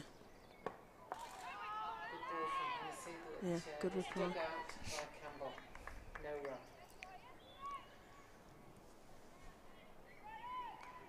Yes. Still a big gap at mid-wicket. Yeah. Being They're drawn still to giving. it. Yeah. You want another bat now, aren't you, Jane? Yeah, I can tell. I'm going to just push it into that gap. Hennessy in, round the wickets, and it's hit Oh. straight back, and that Could be. but, It was all. It's all happened very quickly. No chance of a replay for us to No. see where the bat was, and that, and Harris is saying not out. Yeah. But good thinking by Hennessy and a good dive by Freeborn, which means she's still in. Yes, she's trying to sneak those runs. She's trying to get a bit of a head start. Hennessy did warn her, didn't she? She did? She did say, I'll try and run him out. So in comes Hennessy round the wicket. Oh. And there's that mid-wicket And into that's the gap. Anything that goes out onto that side is a single. And Freeborn again, like just giving herself a bit of an extra step there to get down for that single. Score moves on to 107 for 3, approaching the end of the 16th. So Hennessy will come back over the wicket to the right-hander. The field has changed slightly, but there's still the space anywhere on that leg side. There's your mid-wicket there, look. There's that gap there, look. They're going to run the 2. Campbell going back for the second to the bowler's end, and it's an easy 2. And that's the end of the 16th over. 109 for 3. She's played for some counties, actually, Amy Campbell. I was just looking, she's played at Northumberland, Yorkshire, and Durham. She's been playing since she was 5, mind, so probably counts for all those counties. How many counties did you play for? I played for, well, what was then Western Storm. So I am going to say that I am a Western Storm stormtrooper before Western Storm was Western Storm, because when I first started playing it was regions, and it was Western counties. So I played for what was known as the West, and then it became Somerset when it moved to county championships, and then I played for Derbyshire, and work took me to the East Midlands. So I'm a former Somerset and West player. As Danny Gibson comes in from pavilion end, comes around the wicket, and the ball goes in the air, and there was some interest there from Fee Morris. Thought she was going to get a catch, but just dropped in front of her, and she kind of tosses her head in frustration. Didn't quite come all the way through. It's good bowling from Danny Gibson to encourage that, putting the ball in the air. 110 for 3 into the 17th over. Danny Gibson, she's just altering the field. She's bringing her deep mid-wicket slightly deeper, further round. And a big swing into that mid-wicket area, and Fee Morris runs round, get the ball back, and the batters get through for 2 there, I think. I was watching the fielders. Yeah, with that big space there, Huge space. There's proper, ball, you know, there's proper pockets down there, isn't there? Either of those. Got to stop that. And the field changes again, and bringing a fielder, kind of Katie George, into the ring. Gibson, right arm over to Freeborn, who steps away, and there was a big shout. I thought for a minute, because we were a long way from the wicket, that she'd bowled her then. There was a stumping opportunity. No. She stepped back, yeah. Got the fielders very excited for a moment, so Danny Gibson into... Oh, it's going to be a lucky under edge there for Abby Freeborn. French cut, Chinese cut, whatever you want to call it, an under edge there for 4. And Freeborn moves on to 42, so she's approaching a milestone here as Central Sparks of 116 for 3 as we approach the end of the 17th over, and the ball's getting thrown all over the pitch here. Danny Gibson receiving the ball there from Georgia Hennessy. Gibson into Freeborn. Big swing in that short mid-wicket gap that Jane's been talking about. They think about a second, and there's Western Storm are getting a bit more excited now. They're waking up a bit more. I can hear the shouting in the field for the window. And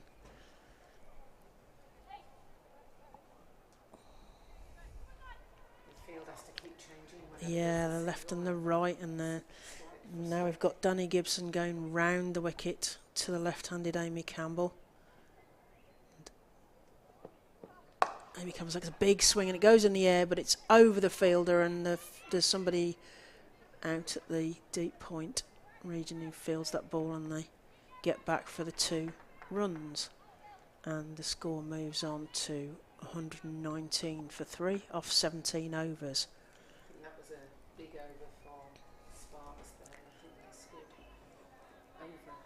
Yeah, I think they got about 10, didn't they? Yeah, it was a bigger over, certainly, wasn't it? Got 3 overs remaining. Got Campbell on 6, Freeborn on 43, extras on 9, as you mentioned earlier. Sort of yeah, I mean, there's a sign of a bit more intent from the bat, and the fielders are certainly getting a bit noisier. I think they're getting into the game a bit more now, as the sun makes a huge shadow of the floodlights on the pitch. Yep. Chance for a run out. Ooh. Takes a shine but misses. So that's a quick single there for Freeborn. Lauren Filer's very elbowy, isn't she, with her run up? I think it's quite distinctive, almost like a kind of a marathon. You know, those lot of long distance runner elbows. Yeah, long levers. That's right. To good effect because, as we saw earlier on today, she's got that ability to get some lift off the ball. Somerset bowler. To the left-handed Campbell now, still coming over the wicket. That's a lovely shot from Campbell. Ooh. Glorious shot on drive. Under the fielder. On drive for 4 runs. And sometimes as a batter it's so much easier when there's some pace on the ball, because you just use the pace of the ball, and that's I think why spinners are so valuable in this form of the game, is that you as the batter then have to put all the pace on the ball, and it's not as easy as it looks. You know, people think, oh, you should be able to hit that, but it's not that easy. Whereas when the bowler comes in, as Filer's coming in now over the wicket and bowls with some pace, even if you get a bat on it like they did there, there's a chance of us. I was going to say a single, but I think they've sneaked 2 there. I think they did. God, you won't be happy about that if you were the bowler. No, because it was a very ungainly shot, wasn't it, as well? And there's 2 fielders quite adjacent. You know, it's like they didn't have far to go. But 2 runs to Campbell, and she's going well. 12 off 8 balls, so she's well ahead of the strike rate. Campbell to face, Filer to come in over the wicket. On the tough end, in she comes over the wicket, bowls. Ooh, and she just completely misses that as a swipe at it there. Almost split her in 2, that one. Yeah, it sort of went straight through. It being a little bit more leg side, and it wasn't, and it just came between bat and play. Just turning you up a bit. I'm getting a message through that you're a bit quieter, so. Filer in, and she's hits that, another 4, that, a glorious shot. Yeah, hitting the ropes. Mid-on.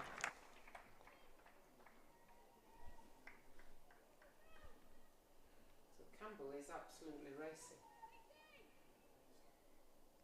She's now got 16 runs, 10 balls. I'm getting messages that you're quiet, so I'm turning you up, Jane.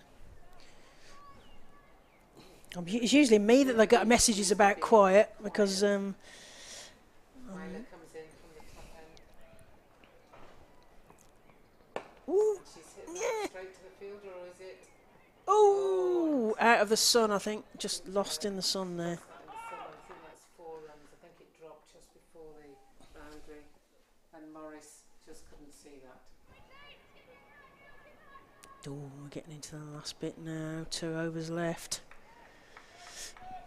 130 for 3 at the end of just clicked over and 134 for 3. Yeah, and Freeborn heading towards that magic 50, which I'm sure she'll want to do on her debut for Central Sparks, but Western Storm will be trying to work out how to stop her. As Danny Gibson has a chat with colleagues there. Georgia Hennessy giving her a little bit of a Welsh teammate some advice there. Freeborn facing up to the right-handed Danny Gibson, and there's no run there, just getting over that, and there's no run. It was a good ball from Gibson. Right in the block hole, wasn't it? Just when they're looking to hit out, to be able to put that one in that area is exactly where it needs to go. Gibson into Freeborn, who takes a big swing. We've got another under edge, I think, for 4. It's gone for 4. Not pretty, but there's no marks for style, as they say. That's Mike Perkins's klaxon going off for a cliche. So if you can hear that in the background, sorry, Mike. Not pretty, but certainly effective from Freeborn, who creeps closer on 48. And Danny Gibson working out how to stop her.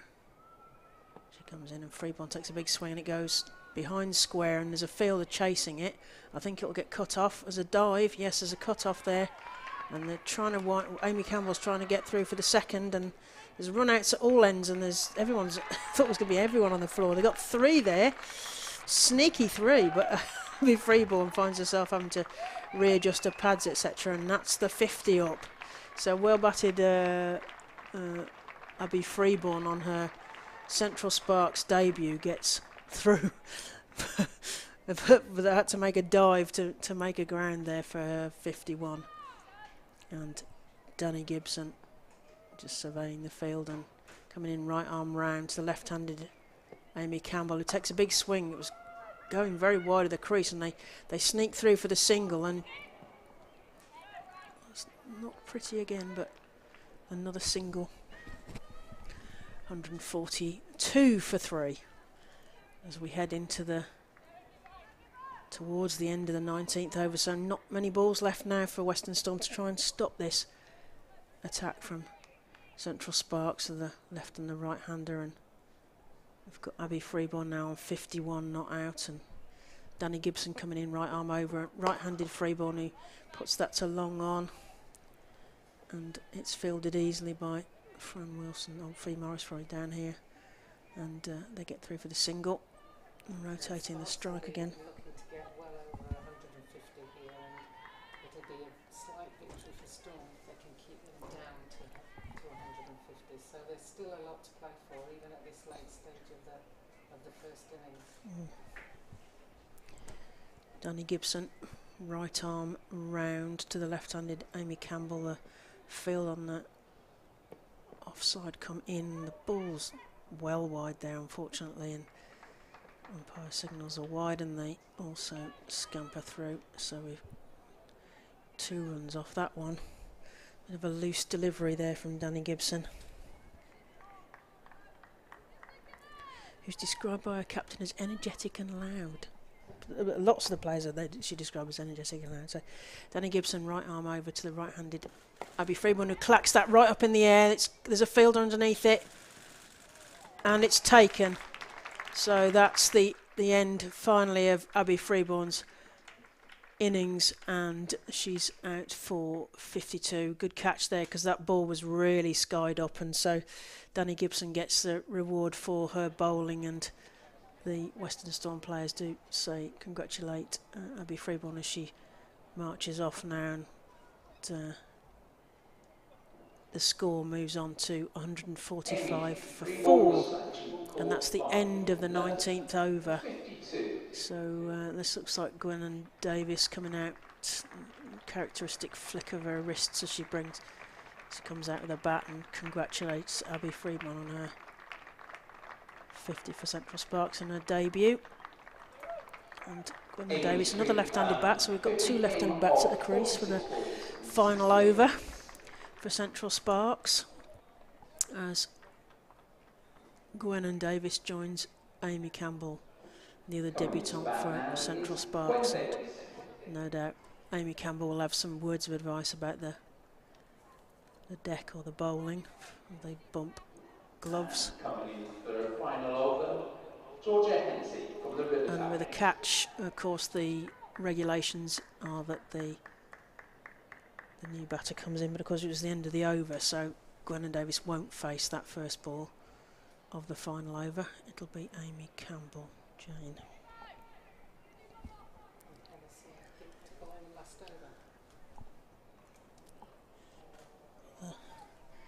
Alicia, we've got celebrities looking very glamorous, can I say, in the back of the box. He's got a posh frock on today. Alicia Hawkins be pleased to see the Wales attack coming in from the far end. Coming round the wicket from the top end. Falls to Campbell, who puts it into that mid-wicket area, and there's 2 runs there, well backed up by Davis. Davis is always very quick. Of course, Davis has connections to Wales, having played football for Wales, and having various relatives who played, male relatives who played for Glamorgan as well. So, and Welsh connection, Central Sparks. Round the wicket, and that's hit. Oh, that's going. Campbell is really taking them to task now. Yeah. I think she's in that zone now where there's just 4 balls to go, and she's just thinking, I'm just going to swing my hands freely if they give me any space.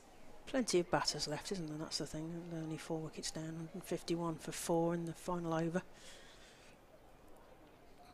Sophie Loft just having a word with Georgia Hennessy. Just under 200 because she's got 27 runs off 14 balls. So brilliant. She's playing a very valuable innings for her team here. Few field changes, putting somebody out on that deep cover boundary. As Hennessy comes in around the wicket, bowls. Ooh! It's almost a great caught and bowled there. Straight back at Hennessy was like, oh. I think they've been shocked.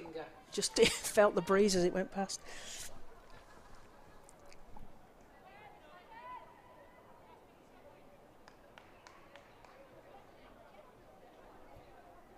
Georgia Hennessy is a very useful bat. She's been doing well in the pre-season games for Wales. 63 for 46 in a win against Gloucester. 56 off 53 in another game. So yeah. First ball for Davis to face. Hennessy coming round the wicket into Davis. Who cuts it backward of point, and whilst it's well fielded, she's backed up, and Campbell takes an easy single. Yeah, characteristic good feeling there from a point for Fran Wilson. 2 balls left, 153 at the moment, 54. Campbell on strike, Hennessy coming in around the wicket.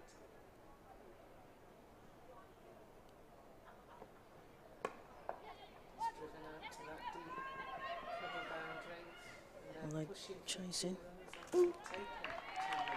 Yeah, sneaky 2. Burgled those 2, didn't they? absolutely did.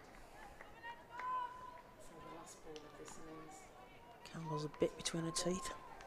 Blues raced up to 30 of 16 balls. Hennessy comes in round the wicket, bowls. Oh, whoop, whoop, whoop, There's a chance of whoop, run whoop, whoop, whoop, whoop, whoop. Ooh, it's not taken, unfortunately, and a bye off the last ball there. So the Storm finish on, Sparks finish on 156. 156 for 4 in the 20 overs. I'll get a scorecard up in a minute and we'll just go through those. So scorecard reads: Eve Jones caught, Griffiths bowled, Gibson for 4, Izzy Wong caught, Wraith bowled Filer for 5. Amy Jones got 52 with a slow start, but finally got there in terms of. But she was then caught easily by Filer and bowled by Hennessy. Abby Freeborn, the other 52, so they both got 52 actually. Caught Luff, bowled Gibson, and then Amy Jones with 30 not out, and Gwen Davis on 1 not out. In terms of the bowling figures, 4 overs each for Gibson, Nicholas, Filer and Hennessy.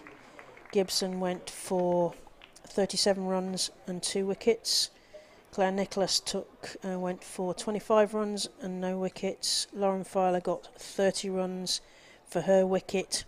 Georgia Hennessy took 30 runs for the 1 wicket that she took. Nicole Harvey did 2 overs and went for 21 runs. And Alex Griffiths did 2 overs and went for 12 runs. As I'm joined by a celebrity, there's lots of hugging going on. And Alicia's in a beautiful summer outfit. I'm feeling very underdressed, I have to say. Oh, she's looking right posh. Right. I'm going to a wedding. When the sun comes out, the floaty florals. Listen, I know that you're not always dressed like that because I was quietly just walking to the ground this morning, just to saunter. I like to saunter. I sauntered to the ground, and then there was a voice. In fact, you weren't out of breath. I have to say, you weren't out of breath. Oh, I thought you just looked for me and then ran out. She ran out and did running. We're having some question about that. I've turned that up, but is that the one? That's the one. There's a man looking confused at the, even more confused than I do at the knobs always turn me up as well. Oh, they'll love that. People can hear me now. What are we going to do now? They can hear me. Yes. So Alicia Hawkins. Yes.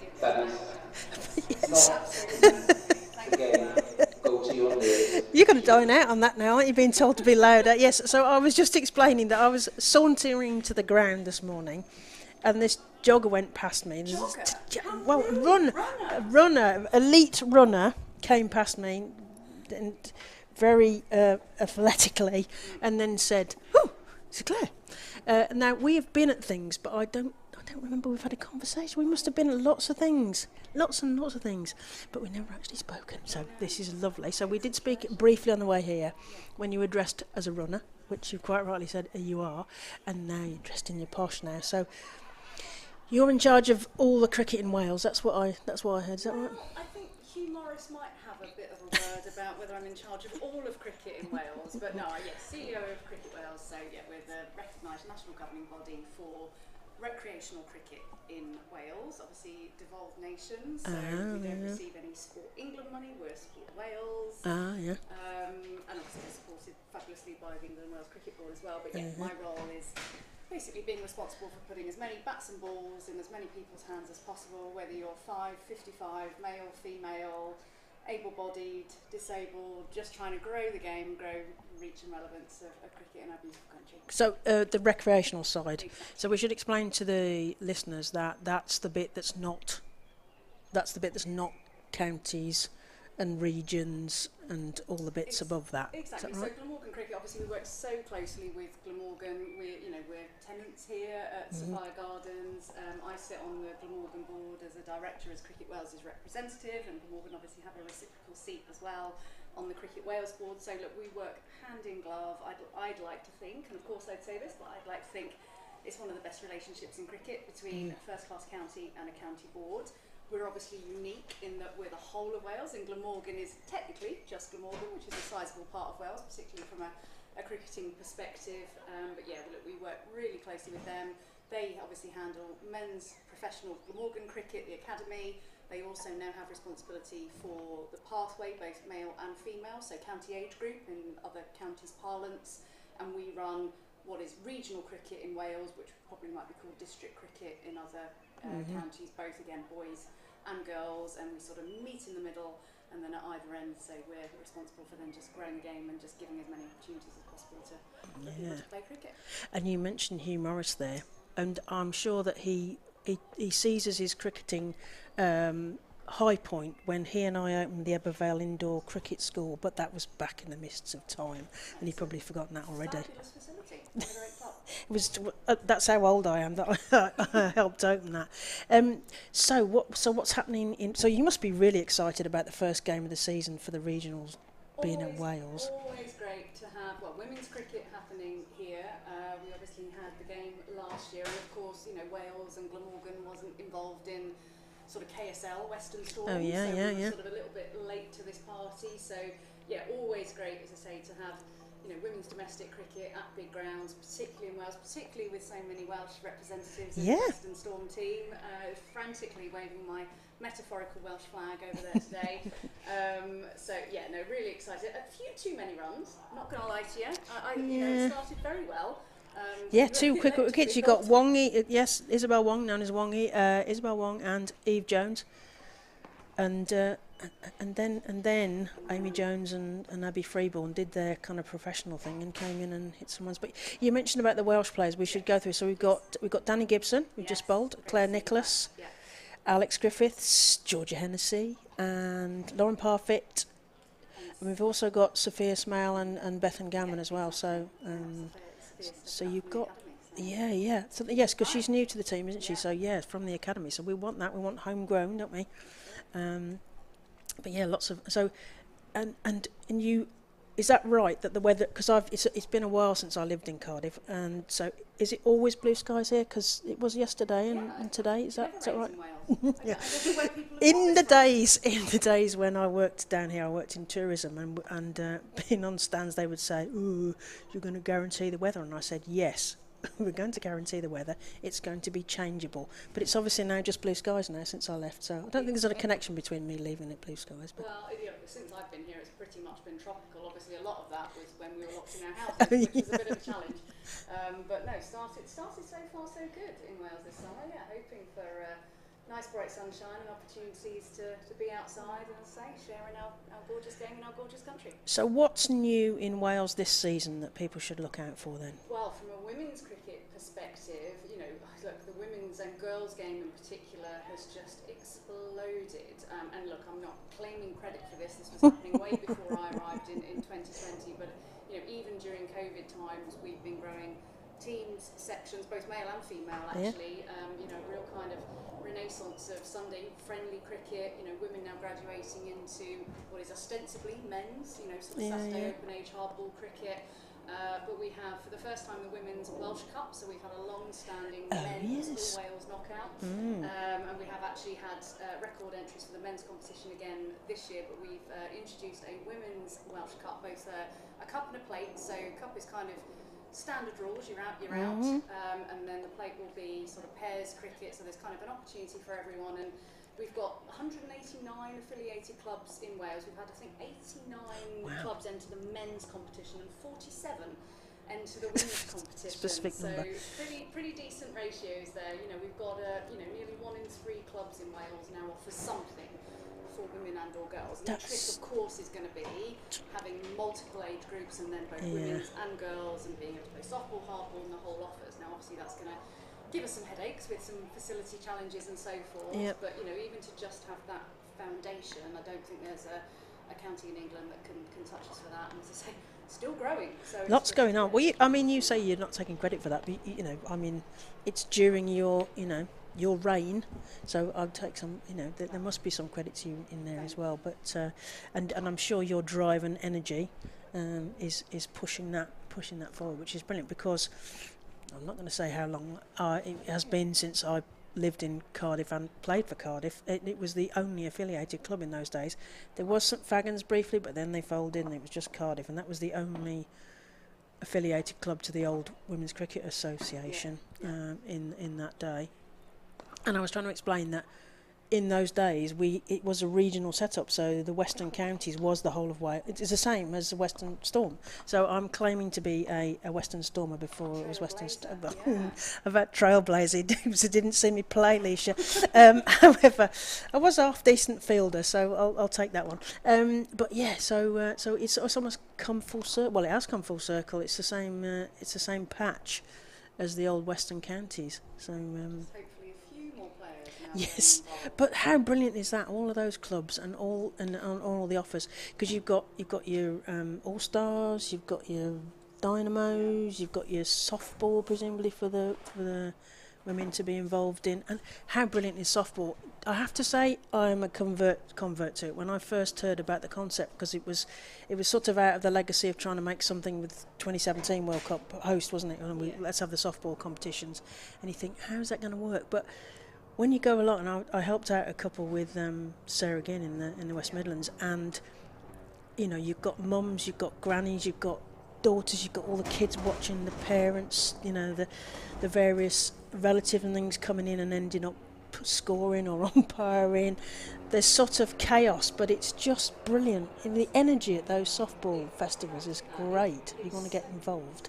Yeah, it's just so accessible, and I think sometimes that's the thing with any sport, but particularly sport where you have to stand 22 yards away in pads, often in whites. Don't even get me started on girls playing in whites, but you know, it's not the thing you're going to wake up on a Sunday morning and go, you know what, I'd just love to play hardball cricket today. Yeah. But it just makes it so accessible and fun, and it doesn't matter if you're out, Georgina just wide. And look, it's a Morris. right? It is the start. Yeah, and if there are people who show talent and ability and desire, then there's always going to be, hopefully, an offer where we can signpost them and get them into, sort of.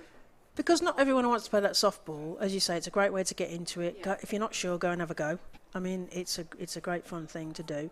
And maybe you only want to do that. Maybe that's it. Absolutely. That's all you want. You know, you want to take your kids and your grandkids and whatever, and you want to be involved in that.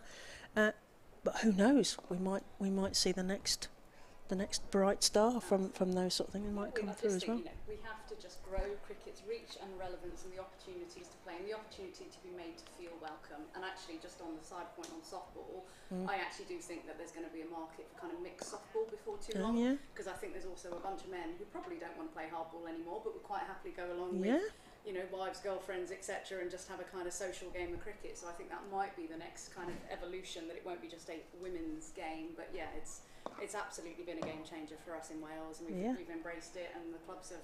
But all of those offers, and then we've got the 100 on top of that, because you've got Welsh Fire, you've got some exciting coming up. But we've got a game of cricket about to break out. So have you got a last message for us, Leisha, from your? Well, yes, there were just first of all, thank you so much for coming here and being here again today. Thank you to everyone who's turned out in the stands there. I would also just like to give a very quick shout out to Ed Seaborn. Who's not feeling well. I found out today it's not feeling well. He wasn't feeling well, and he's looked after me on a couple of stints on commentary in the West Midlands, so I just wanted to give a quick shout out to him. And I've also been on a bet with the ladies that we're hosting in box 3. Oh yes. But I need to get box the Welsh 3. word for squash into my stint here. Squash is a drink. Yeah. That the word for squash in Welsh is skunken. But I'll leave that one with you. I'm glad you didn't mention that then, Leisha. So it was just as well you didn't mention that. I did say welcome everyone in Welsh. So we've got Isabel Wong. Yeah, from Handa. Yes, I did. You see. And there was no run off that one, so it won't matter that we weren't commentating, because Isabel Wong's just warming up with that first ball. But thank you very much for coming in, Leisha. So have a celebrity in. That's what we've done. Thank you, Leisha. Yes, thank you very much.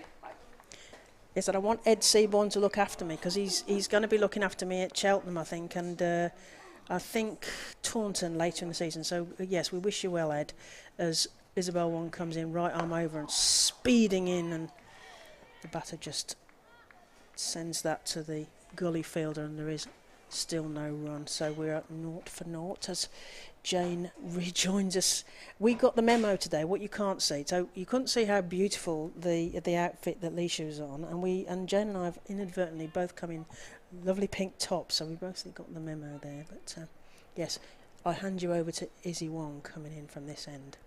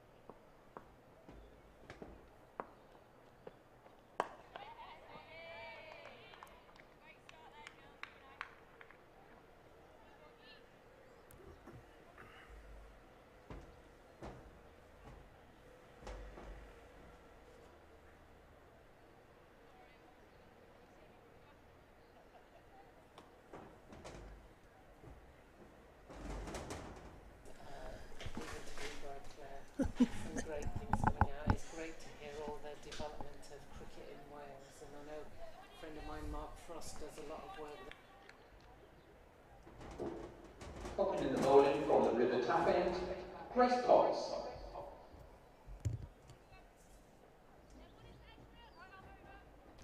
Just taking a swig of drink there.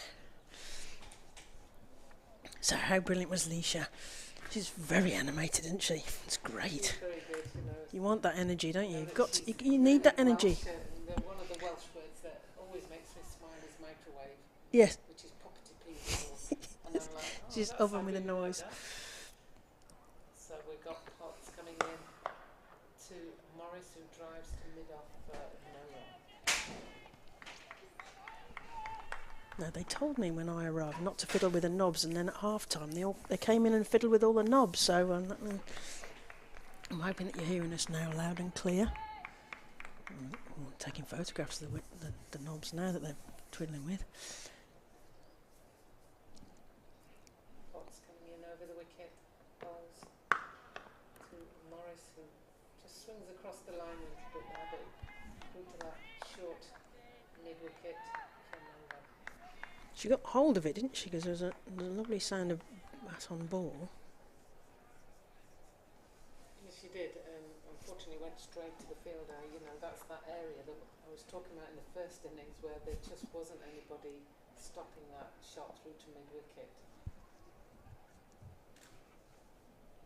Gives Potts over the wicket, pulls it to Get the up there. mid-wicket area, and there's at least one, and they're coming back for two. Yeah. There's a misfield out in the deep, and an easy two in the end.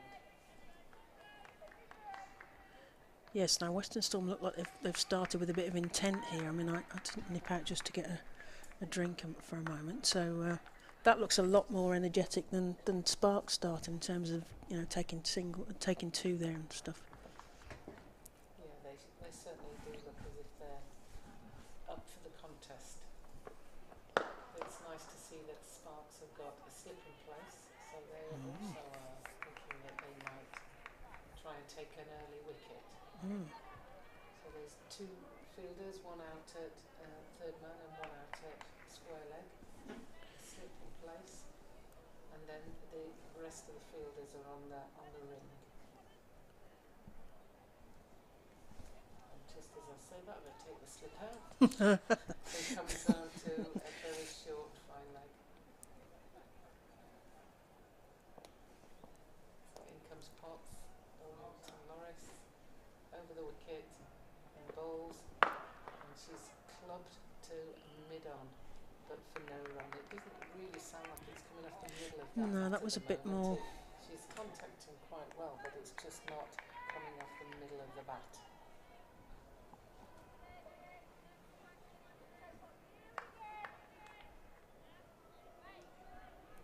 Quite a lot of these bowlers are quite tall these days. You know, when I played, we didn't have many tall hills around, so they get some nice lift off the ball, and in comes Potts. Oh, She's somebody. hit back over her head, and again she didn't quite middle it, and it was very nearly a catch to mid-on. Sarah Glenn taking a big dive there, but not quite getting to that. So that's the end of the second over, and Storm are 10 for no wicket. Yeah, so the ring, the close-in ring, which we're concentrating on during the power play, is 25 yards for the women. If you're watching men's cricket, that would be 30 yards. So that's the difference in terms of the size of the pitch, in terms of that inner ring, and also the difference is that the women are allowed 2 outside in the power play, and then outside the power play, the women are allowed 4 outside, and the men are allowed 6. Bearing in mind, the boundaries will be larger ultimately for the men's game because the average man is stronger and faster than the woman. So we've got Isabel 1 coming in from our end, steaming in right arm over, and that's knocked to mid on, and they get through for a single. Much more intent from the Western Storm batters than there was Central Sparks at this stage in the innings. And Izzy Wong with a very distinct short haircut, and her run up, which is right on the edge of that 25-yard circle that we mentioned. Emily Arlott giving her a bit of advice, and Isabel Wong taking a turn and right arm over to the batter, and that's gone into that mid-wicket gap. I think it's gone between the fielders, and it's gone for 4. So that was a really nice stroke right into a big gap there. Yeah, she picked up the length very quickly. Yeah. I saw that it was a little bit short and realised that she could just swing round on it and hit it into that space. Sparks resplendent in their black kit with the distinctive boom emojis down the leg. Wong bangs that one in, and that's sent towards the boundary, but there's a fielder there backward of square, and they get through for the single. This is a real learning phase for Izzy Wong as to how many balls she should bowl short in an over and how many balls she needs to pitch up, because once the batters get used to that length, then it's quite easy to hit it round into the spaces that are there. Yeah, she needs to be concentrating on that accuracy, potentially first over the speed, maybe. Wong coming into Hennessy, and Hennessy knocks that through point, and it's an easy 4 straight into the gap, nowhere near the fielder. Really nice stroke. And as we mentioned the first innings, that when the speed of the ball is also it's easy to work with for the batter. Then the faster it comes, the faster it goes. Sorry, that's Mike Perkins's cliche klaxon going off again. But that's it. Slower bowling, then the batter has got to put the energy onto the ball. But when the ball's coming at you at speed, if you can time that right, that beautiful 4 there through the point region. And Eve Jones is just having a chat with Isabel Wong, who's doing her laces, and Eve Jones no doubt telling her something poignant, and the fielder comes in at mid-wicket, and Wong sends another one in, and it sort of wraps the pads of the batter, and it's fielded by Abby Freeborn, and there is no run. Score is 20 for no loss, and we are approaching the end of the 3rd over. It's much easier to set a field for a ball that somebody's going to bowl pitch up, because there's only certain shots they can play. When she drops it short, then fielders, it could go either side of the wicket, depending on which She banged that one in, but Hennessy, I think it is that, and just didn't quite know what to do with that, and just knocked it on its head. So we are 21 for no loss, and that's the end of the 3rd over. Morrissey on 13, Hennessy on 6, and the sun is still streaming down here. It looks glorious out there, and they've finished taking photographs and twiddling with the knobs next to me, so I'm hoping that we're all coming in loud and clear to you wherever you're watching. Thank you very much for tuning into the live stream and Gloucester Cricket. Remember to share the link and press that like button to help other people find this live stream, listen to us. What's coming in for a second over from top end?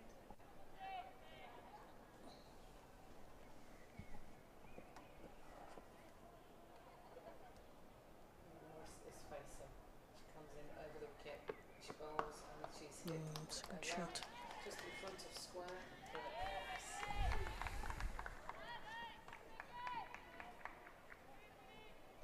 Hannah Baker doing the tidying up there on that big boundary.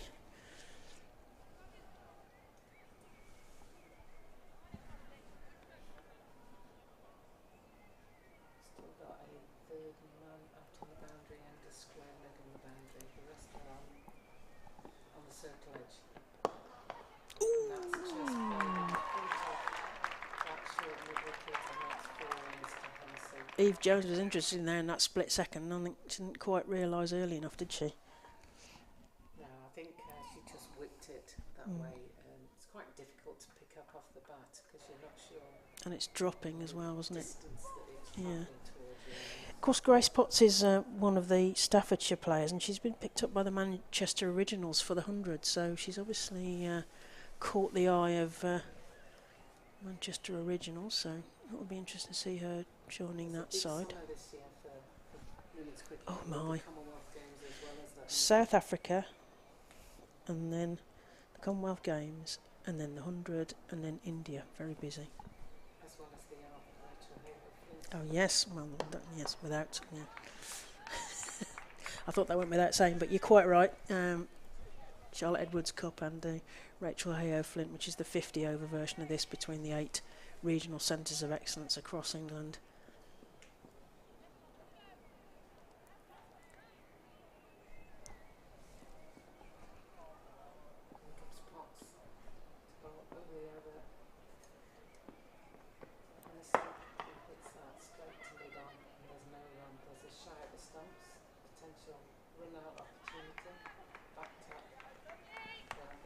Georgia Hennessy is from Malvern. You've got connections to Malvern.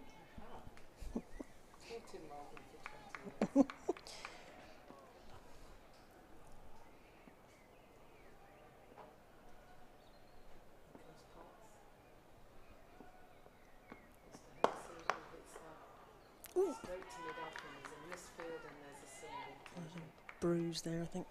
Probably Sarah Glenn, is it? She did. Georgia Hennessy's the first woman to hit 100 in the Birmingham Men's Premier League, apparently. Says the stats.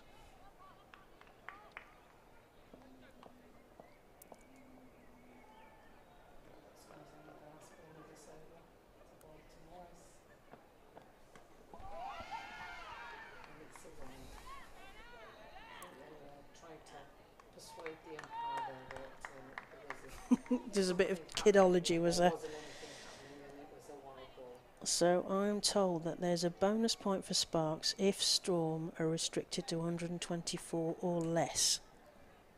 For Storm if the target reach is reached by 16 overs.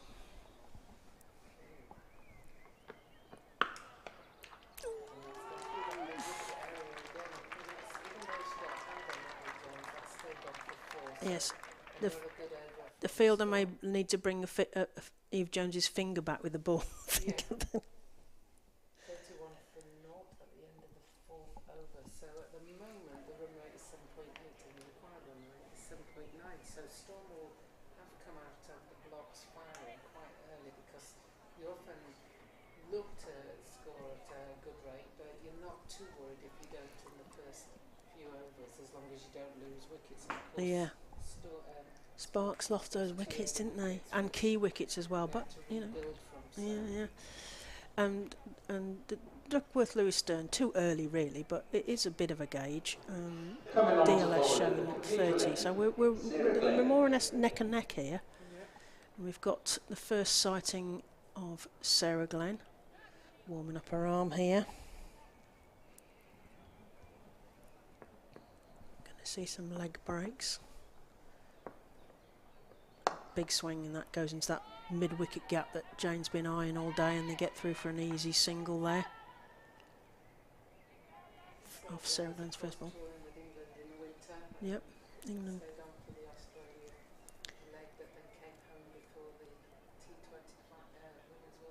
Yeah. Glenn to Morris. Morris takes a big swing, and there's an appeal, but the umpire seems uninterested. And they try to take a very bad shy at a run-off. What was that, Jane? I suspect that's pitched outside leg stump. Yes. I'm sure it was right, but it got Sparks interested anyway. So Glenn, right arm over to Hennessy. It goes straight through, and Hennessy looks as though, where did that ball go? As Sarah Glenn just gets a bit of hand drying. Short run up, of course, so we get through the overs quickly. And Hennessy knocks that to long on, and Isabel Wong does the fielding. Throws straight back in, and they get through for one run. So 34 for no loss, halfway through the 5th over. Glenn to Morris, and sweeps round, and it's given out. That's LBW. So Fee Morris is LBW to Sarah Glenn. Halfway through the 5th over, so the score moves to 34 for 1. And that'll bring the next batter in as the 12th run on with some well-needed drinks, I think, with the sunshine out there. And Central Sparks will be pleased to see a wicket on the scoreboard for them. So, of course, the DLS will change because it's about how much resources you've got in the locker still. So once we get the wicket on the board, no doubt the Duckworth Lewis Stern, just kind of a par score. It's just a bit of fun to watch on the scoreboard. As yes, indeed, it goes to 34. And in fact, they're on 34 for 1. So we're neck and neck at this stage, according to Messrs Duckworth, Lewis and Stern. And Sarah Glenn, a useful wicket there. And this looks like it's brought the captain to the crease, indeed. Sophie Luff joins Georgia Hennessy at the crease. So we've got 2 Somerset batters in. Sophie Luff. I presume they're used to batting together then. They're playing for the same county.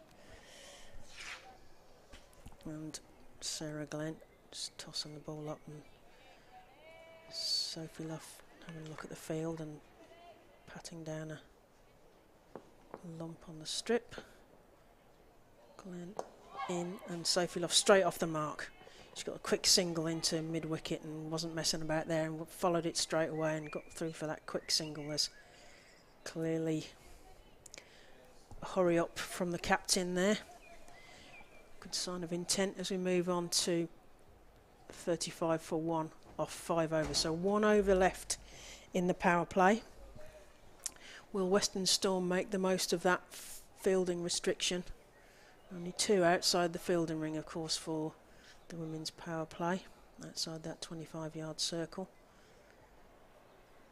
And Sophie Luff had an absolute magic end to the season last year. She finished with 157 not out against Sunrise. wow. 70 against Lightning, 65 against Diamonds, 34 Sunrises and 60 not out against Diamonds. So Yeah. her last And she was she scored the most runs in Rachel Hale Flint in terms of 417 runs. So actually, interestingly, the 2 captains here, were lots of conversations about, getting runs and should they be being considered for England places, given their success. the 2 captains are probably the 2 best domestic players that have not been Yeah, capped. yeah. We've got Arlott coming in from the far end. Another quick bowler, right arm over the wicket.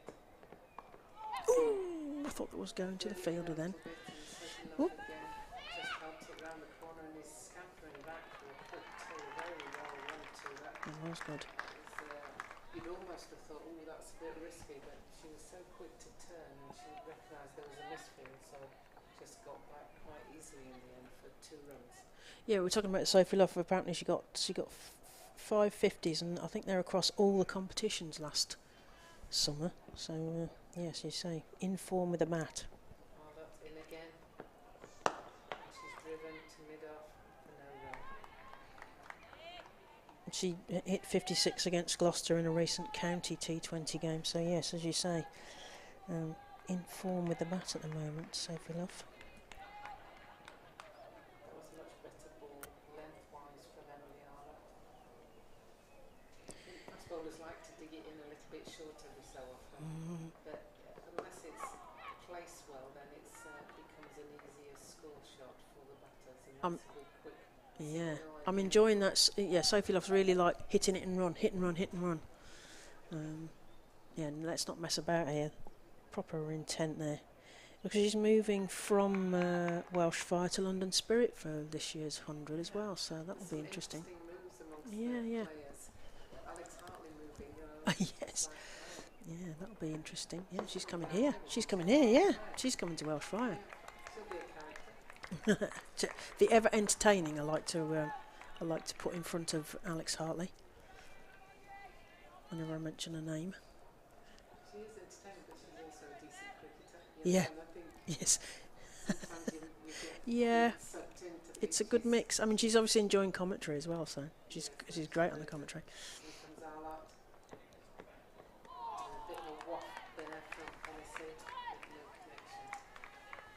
Yes, some of those changes in the 100 are kind of enforced because, you know, we were expecting a lot more internationals last year, and the Aussies and the Kiwis didn't come because of COVID and restrictions, blah de blah de blah. So more domestic players got a bit more of a chance at that, and they're trying to spread the standards.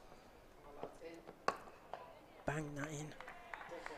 Does the fielding off her own bowling? It's a good over from Arlott, just 3 runs off that over, so a good tight over.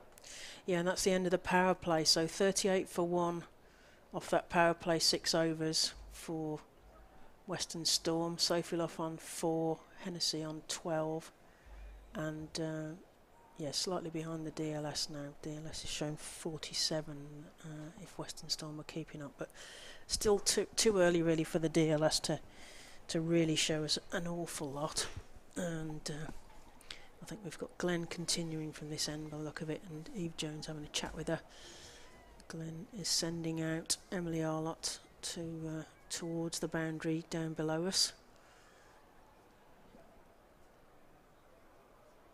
It feels more like, I don't know, it's getting more exciting because of the Western Storm, you know, the intent with the batting. Got a sense that they're sort of waking up out of the slumber of off-season and getting into the game now, both teams perhaps. Sarah Glenn, right arm over to Sophie Luff, who comes forward and rather ungainly sort of pops it down in front. I'm not sure if it was bat or ball. There was an appeal, but it's sort of half-hearted, wasn't it? It was half-hearted. Glenn again to Luff. As we mentioned, she's got to put the pace on the ball, and she knocks it down to long on. They get through for 1 run, and the score moves on to 39 for 1.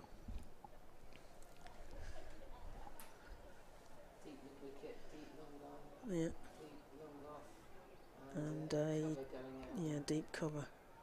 There's lots of movement now. We've got Abby Freeborn moving to a short third.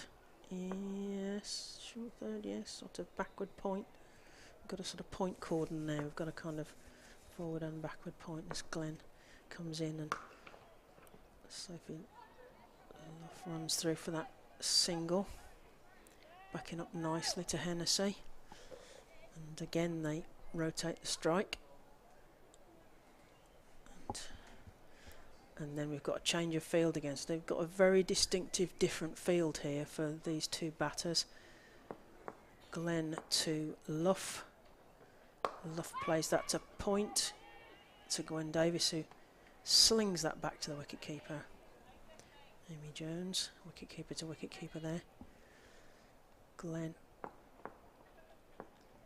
to Luff, who comes forward and sort of pads it down, and there's certainly a louder appeal. Whether it was any closer to being out, but umpire unmoved. Yeah, to be so far down the crease at that point, yeah. And the field changes again, moving the fielder into short third again for Sophie Luff, who knocks that to mid-wicket, and they get through for an easy single as Davina Perrin comes in to field that ball back to Sarah Glenn, and there's a bit of backing up there from Captain Eve Jones as we get to the end of the 7th over. 41 for 1 after 7 overs. We've got Sophie Luff on 6 and Hennessy on 13.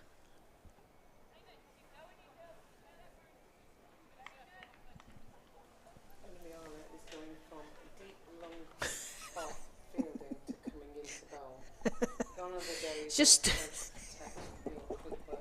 or if you'd upset the captain, deep long on to deep long on or something. You used to have to do those long runs if you were either a weak fielder or you'd upset somebody. Yeah, or you were very young. Yes, but not if you're one of your strike bowlers, of which obviously Emily Arnott is one. Maybe it's a warm-up, Jane. But they're swapping the field. There's obviously a distinct plan for the two different batters, because each time there was a change of batter, they were shifting round. Yeah. Oh, hello. That's, oof. mid-off. What are we going to get from there? For a short girl, she can hit that ball a long way. That was very high. And Sophie Love just asking, I think it's Bumble here. I'm so sorry. They haven't given us the umpires' names. I know Anna Harris, obviously. And he's just indicating Sophie Love, no, you went forward for it, so you don't get a no ball out of that. And She was a bit unlucky with that. yeah, I think because it seemed a bit of a mad delivery as soon as it was loosed. But It didn't look like it was dropping very quickly. no, the square leg umpire, if I have got it right, certainly said no, you went to it, so it's at the crease, isn't it? So I think so. Field changes as the batters take the Yeah, it's serve. distinct plan, So isn't it? Hennessy to face and Arlott coming in.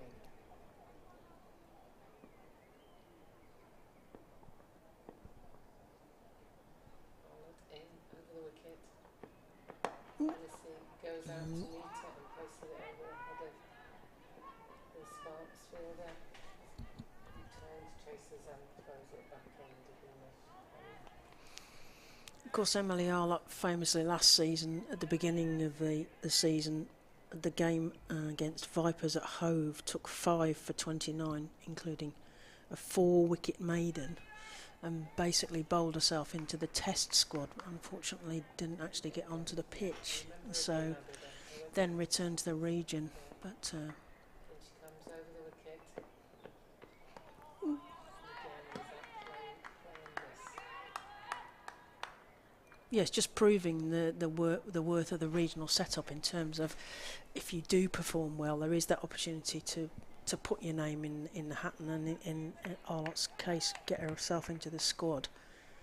I think the regional setup and the 100 gives the girls a lot more pressure cricket to play, which Mm. puts them in better stead to step up to the international game. That time she did flick, but straight to the fielder. Yeah, Davina Perrin.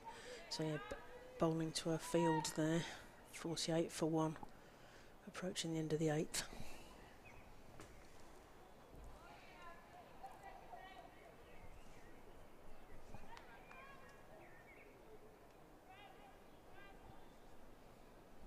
Change of fielders, someone calls up deep hind leg up to a shorter hind leg. Comes in over the wicket. She hits that straight to the fielder again. So that's Just a deceptive ball, wasn't it? Sort of dropping in a, just in an awkward place there. 48 for 1, off 8 overs. Luff on 11 and Hennessy off 15. And a little bit behind if we're taking DLS's par score, because DLS is showing 60. So maybe a need to move on a bit. They started well, and they sort of, Central Sparks have managed to dampen them a little bit. Just the last few deliveries. We've got Sarah Glenn still from this end as she hands her cup to the, or glasses rather, sunglasses to the umpire. Get through these overs quickly when they've only got short run-ups and things, haven't we? So Glenn to Luff, puts that to deep long on, and they get through for an easy single.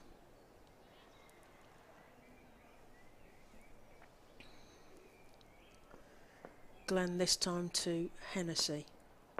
Right arm over. Hennessy takes a big swing and a full toss. It goes straight to Davina Perrin at the deep mid-wicket boundary, and they get through for a single. And that's the 50 up for Western Storm, 50 for 1. Towards the end of the, or the middle of the 9th over rather. Glenn to Luff this time. He comes forward with great meaning and puts that to mid-wicket, and they come back for the second. That's good running from Western Storm. great running because that went to Izzy Wong, and she's got a great arm. Yeah, so, yeah. if you can still run 2 on the arm, Yeah, Izzy Wong, it's you great. know that it's good running.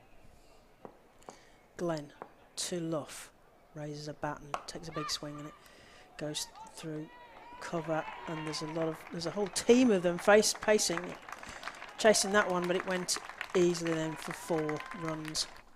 Really lovely shot from that. Yeah, it was a Just really got back nice onto her shot. back foot and punched it through the covers. Yeah, it's, you know, finding a gap there and really making the most of it, and even the four of them with a head start we're going to catch that. So Glenn to Luff. Come forward again, but doesn't get a run out of there. Sarah Glenn and Hennessy have a little dance on the wicket, trying to get out of each other's way. Emily Arlott doing a bit of tidying up and a bit of moving in the field. She retreats to short third. Glenn to Luff, who comes forward and hits that in front of square, and Davina Perrin does the tidy up, and they get through for 2 runs. So there is a sense that they're speeding it up again.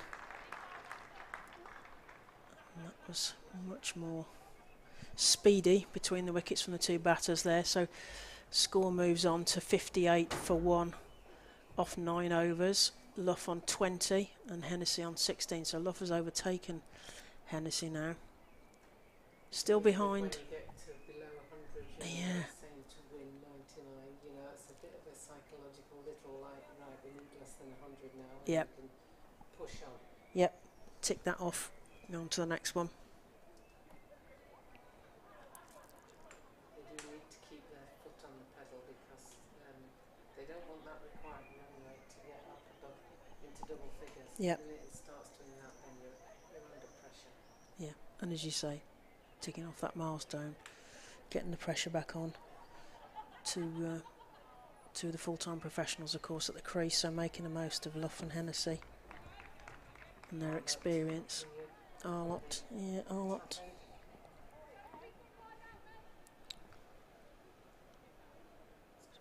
Bringing in. Too many fielders out at Yeah. the moment, but they're Yes. doing that Gonna be we don't want a fielding breach, do we? We don't want any of those no balls.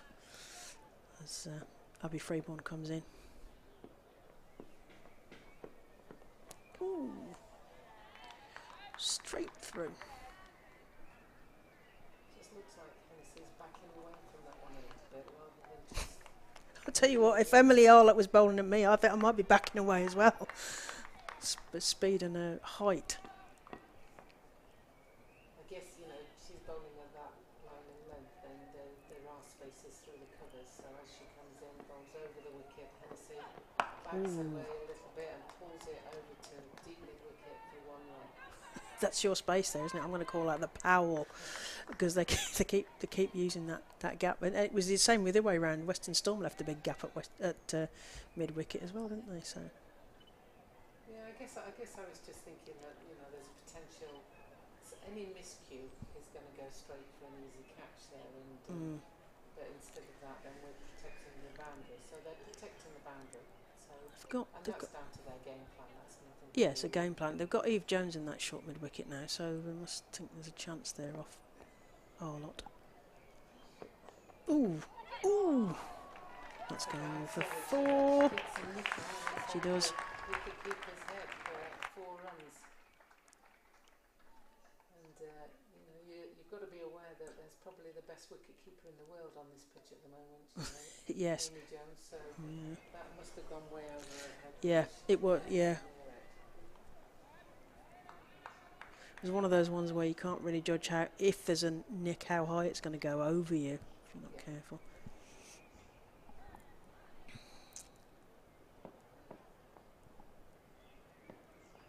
Oh, that's in. It's enough. It's it through the covers. They think about a second, but it would have been suicidal.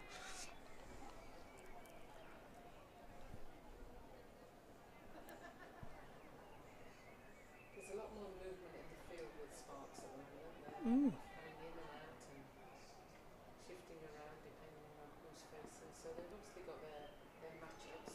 Yep. So it's Arlott in to Hennessy. And then Hennessy starts advancing before Emily even delivers the ball and just places it for a single to lead off.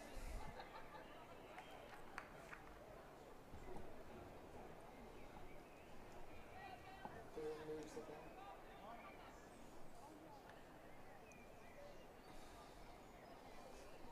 Always intrigued as to whether the bowler's keeping an eye on it or whether the captain's doing that to make sure everybody's in the right place.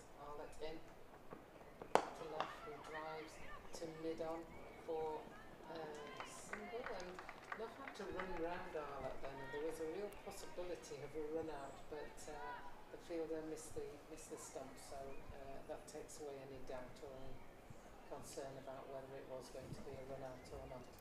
Let's give you an update on the other games that are happening today. So the other game in this group, Sunrisers were 122 for 6 off their 20 overs, and South East Stars are 91 for 4 off just over 12 overs. So South East Stars require 32 off 46 balls with 6 wickets remaining. And then the other game happening today is Northern Diamonds versus Lightning up at Loughborough.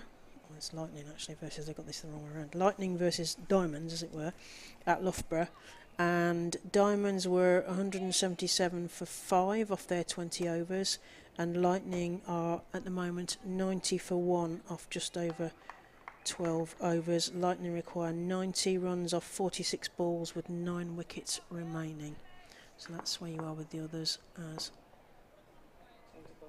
Baker now, yeah, and that's hit firmly to long on, and Izzy Wong is down there and feels that. They get a single, 67 for 1, and into the 11th over. So that's keeping you up to date on the other games. No, you like a bit of leg break. You like that mid wicket and you like that leg break, don't you?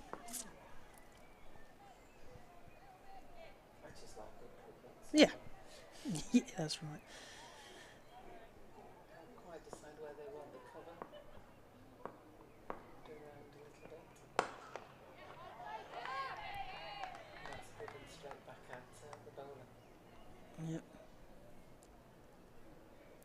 Baker's been patrolling that long boundary. Ooh, and up over her head for 4 runs.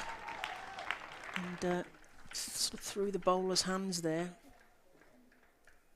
Decent thump there as Isabel Wong throws the ball back to Hannah Baker. Right arm over to Hennessy, who pops that to Eve Jones in the cover, who doesn't really field it success, particularly cleanly, but still there's no run. So 71 for 1. Hannah Baker with a spin, and Hennessy pops that down to Emily Arlott at mid-off, and they get through for a single. 72 for 1. Approaching the end of the 11th, Hannah Baker here, adjusting her hair. Sophia bangs the ground, and that's a good response from Hannah Baker. It's dot off the last ball as the score moves through to 72 for 1 off 11 overs. We've got Luff on 27, Hennessy off 23.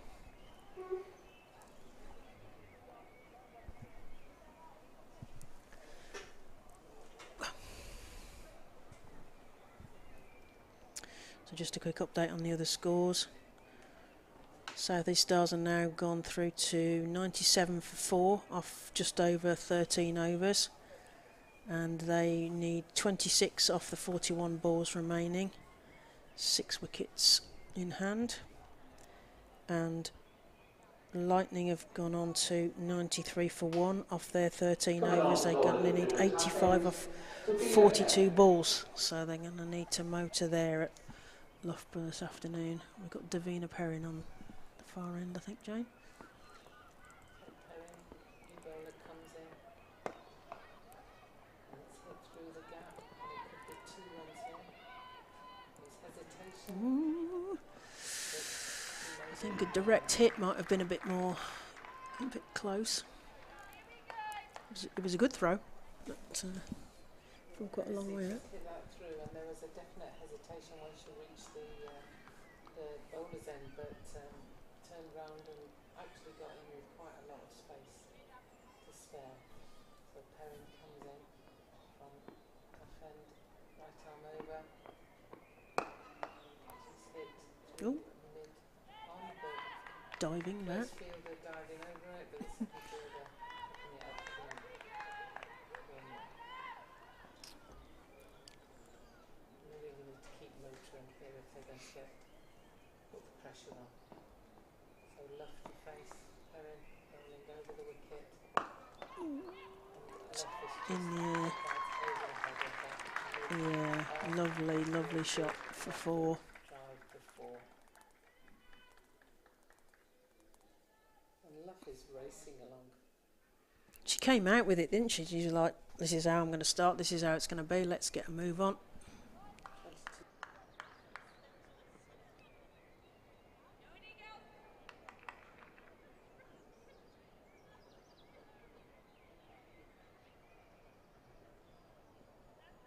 Deep cover comes in on the circle. Oh, beautiful shot. That's an absolute corker. Here's the cover, extra cover for 4 runs. Lovely shot, lovely quick thinking, quick feet, and executed with ease. Yeah, lots of time on the ball there, wasn't there? Spotted that gap, up and over the field. Easy as you like. 83 for 1. We approach the end of the 12th. Luff is looking around, having a look where the spaces are, thinking about where she might be able to hit as Perrin comes round the wicket just to change the line. Comes in, round the wicket, and Luff just Ooh. puts her square and then Hannah Baker has to readjust in the field. All is an overthrow. Luff has run too far at this end. The scrambled fielding there from Central Sparks. Western Storm need another 72, so they're on 85 for 1. This is when you start to put pressure on the team and things can change quite rapidly. And she's found that gap again. Yeah, it's another one. It's going over the rope. Yeah, it's through the rope. That's a lovely shot, just rocks back and just goes, there's the space and I'm going to hit it through there. I hesitate to say this because it's commentator's guess, but she's looking very comfortable there. I think Central Sparks have got to find another way with Sophia Luff because she's really starting to motor now. She's on to 41 and Hennessy's not doing badly on 26, but they're on 89 for 1, but they need 68 to win. It's starting to get, like you say, quite spicy now because, 17 last week, yeah, that's a 55. so they need 68 off these last 48 balls, so they're going to need to carry on with the motoring that they're doing. Hannah Baker from the pavilion end as Eve Jones trots out to the deep point boundary by the look of it and disturbs some pigeons along the way. Baker to Hennessy, who hits that in the air but bounced to Wong, and they get through for a single. Nice shot.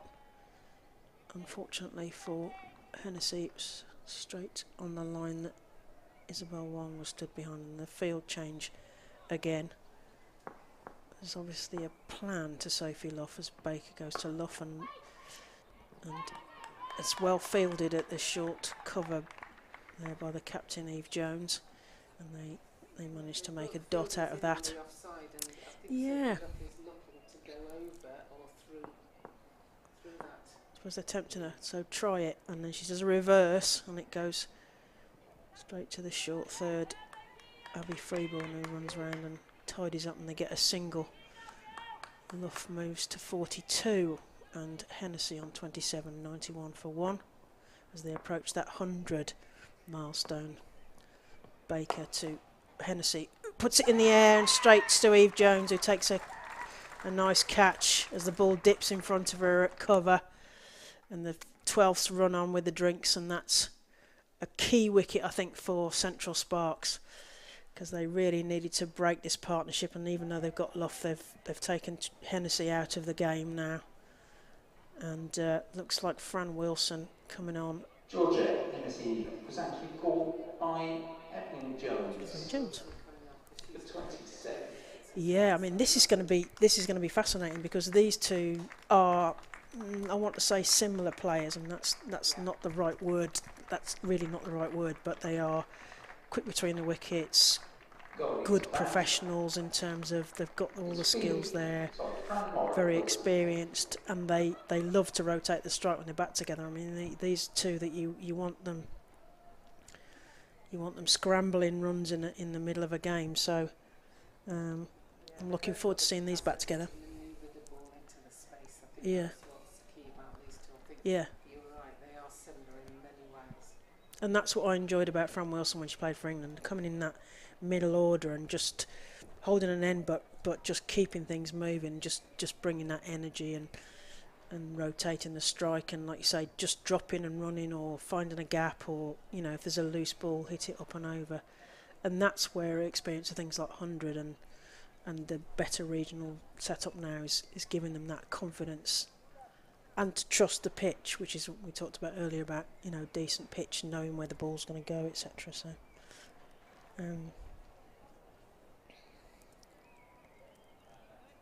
she got a decent knock recently, Fran Wilson. She got 80 off 42 balls, and unfortunately a loss for Gloucester she plays for in county, but against Wales. But 80 off 42 you take. Baker to Wilson, and she squirts that backward of square, and they think about Burglar in a second, but they are fast, but not that fast, I don't think, to get that second run. No, it was well fielded. Yeah, it was well fielded.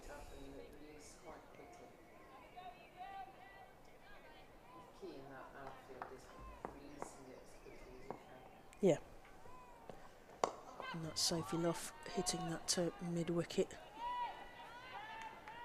And they get through for a single. Sophie Luff looks frustrated because she, I think, wanted to do something more adventurous with that ball. And that's the end of the 13th over. 93 for 2 as Western Storm approach 100. They need 64 to win off 42 balls. And it's 93 for 2, 13 overs gone. Luff on 43, approaching that 50 milestone. Wilson on that, just that single. And it looks like Isabel Wong coming on the opposite end for you, Jane. Izzy Wong coming back and Sophie Luff keeping strike. So whilst she was frustrated... Coming on to bowl at the River Tapping, Izzy Wong.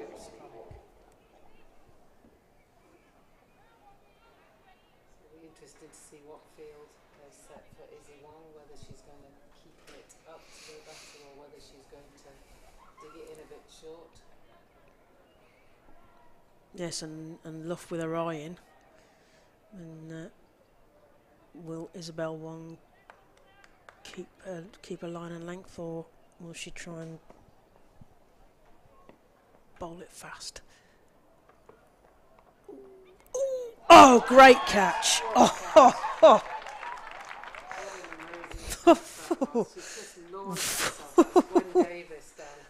Yes. It was took off and one-handed took that ball, took that catch. There wasn't even time to take. I was still breathing in as she was still taking it. It almost felt like it was happening in slow motion. That was a great catch. Of course, Gwen Davies is often the wicket keeper, so you kind of expect them to be great fielders, but that was some catch on the... Sophie looks a little bit unlucky there because yes. she connected quite well and got it round the corner. Sophie Luff was caught by The flying Davis. That was a great catch. Well, I think we're gonna see a replay now.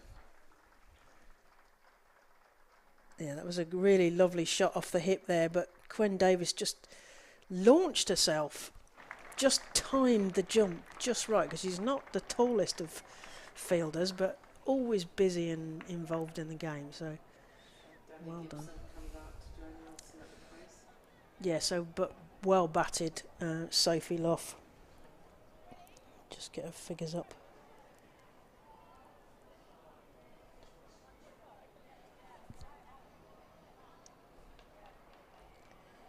Yeah, Sophie Luff, 43 off for 29 balls she faced.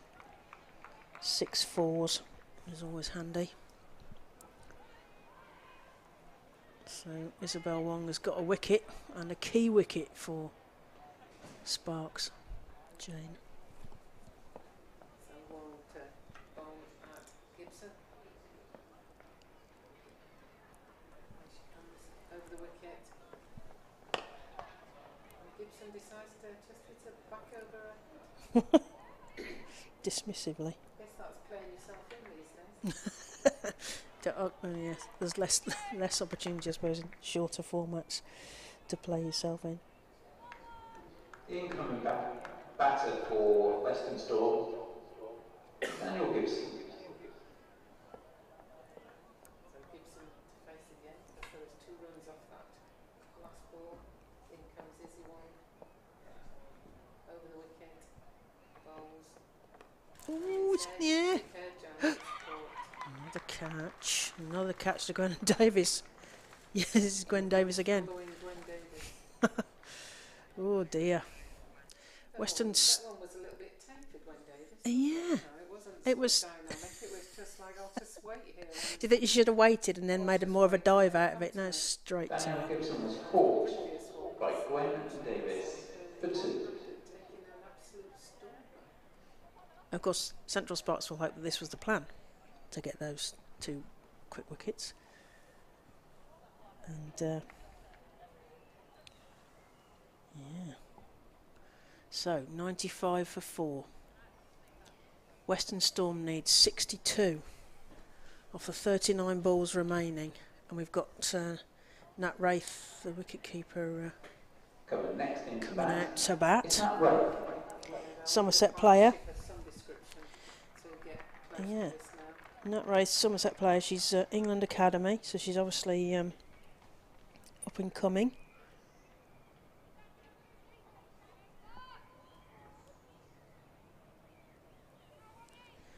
And Sophie Luff describes her as the team DJ. I'm not quite sure what that means for a batting likelihood. And a bit chaotic. It's a great phrase. I like it. Chaotic. So we've got the new batter now, haven't we? Wraith to face Wong. Jane. So Wraith to face, Wong coming in over the wicket. She bowls, and I suspect that's a wide. Yeah.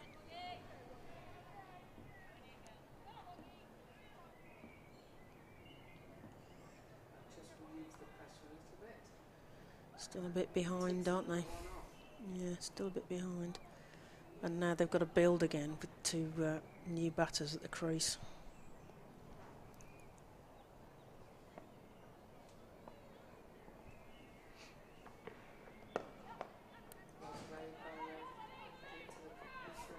Into the Powell, I'm going to call that. It's a mid-wicket gap. Nice easy shot, and it just looks as the ball is thrown back from this end to the fielders. They're all struggling with their vision with the sun, so I wonder if the batters are aware that they could hit it in the air a little bit. Yeah. The bat that way. Well, we saw somebody put off with the sun, didn't we, on a potential catch. Yeah. Oh, That's well hit by Wilson, but straight to the fielder. now I reckon Bumble could have caught that then, because that must have been pretty close to him.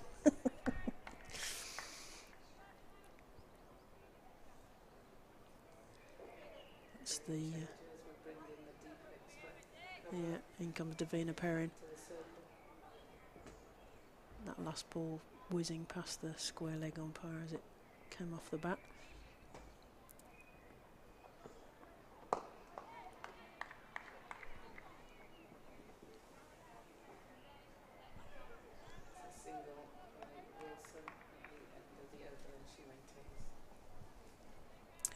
Okay, so we're on 99 for 4 off 14 overs. They need 58 off the last 36 balls. And the other games that are going on today, Lightning need 52 off 18, so that's a pretty steep ask, although they have got 7 wickets remaining. And I think we might have a result in the other game because it's disappeared from my... Yes, so Vipers beat Thunder by 8 wickets in the game at Hove, which is the other game in this group. the other game in this competition, I should say.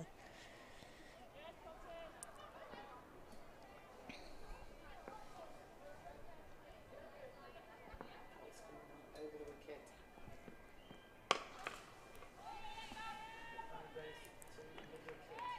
Davina Perrin doing the tidying up there.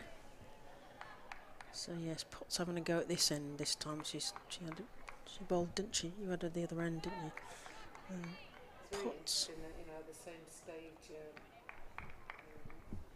was 96 for 2, so you could argue that it's pretty even at this stage. The difference is 2 wickets, and the fact that they've just lost a couple of the good hitters of the ball. So Yeah.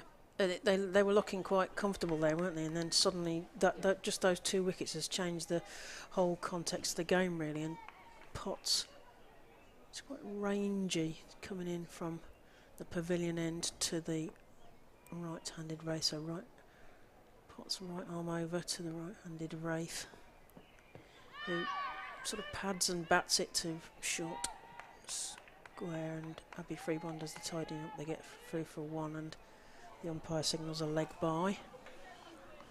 So we've gone through the 100. We're at 102 for 4, halfway through the 15th. Potts, this time bowling to Wilson. Both batters on 3 at the moment. Big swing, and they get through. They scamper through for 1. Are they going to go for 2? Yes, they're trying for 2, and Davina Perrin has a shot at the stumps. It was 10 dive there, and I think it wasn't far off. It's a bit more exciting fielding from Central Sparks, and possible run out, and Western Storm need to push the runs here as they chase the 53 runs to win. Yeah, both sides. So Potts to Wilson. Wilson takes an early step across, tries to do a sort of scoop, I think, up over Amy Jones's head, but misses that completely, and of course then nullifies the wide because she's taken such a huge step across to the offside. Yeah, ramp it or reverse it, I think, kind of got caught in between the two. So Potts into Wilson, who's on 5. Wilson takes a big swing, and Amy Jones says, "Is that a stumping?" And Anna Harris is unmoved, and other than she's having to now go and tidy up, put the stumps back together again. And that's 15 overs gone. Western Storm are 104 for 4. 104. Oh, it says 2 on there. yeah, that's the comparison. Oh, okay. I'm just looking at the graphics on the screen. So Western Storm need 53 off the 30 remaining deliveries, and they are 104 for 4. So Nat Wraith is on 3, Fran Wilson on 5. Change of bowler at your end there, Jane.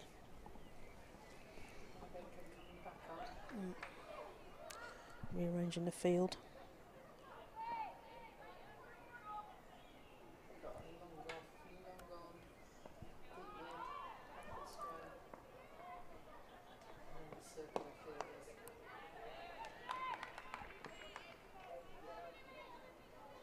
Western Storm really do need to build a platform here, don't they? These two, they need these two to get in touch quickly.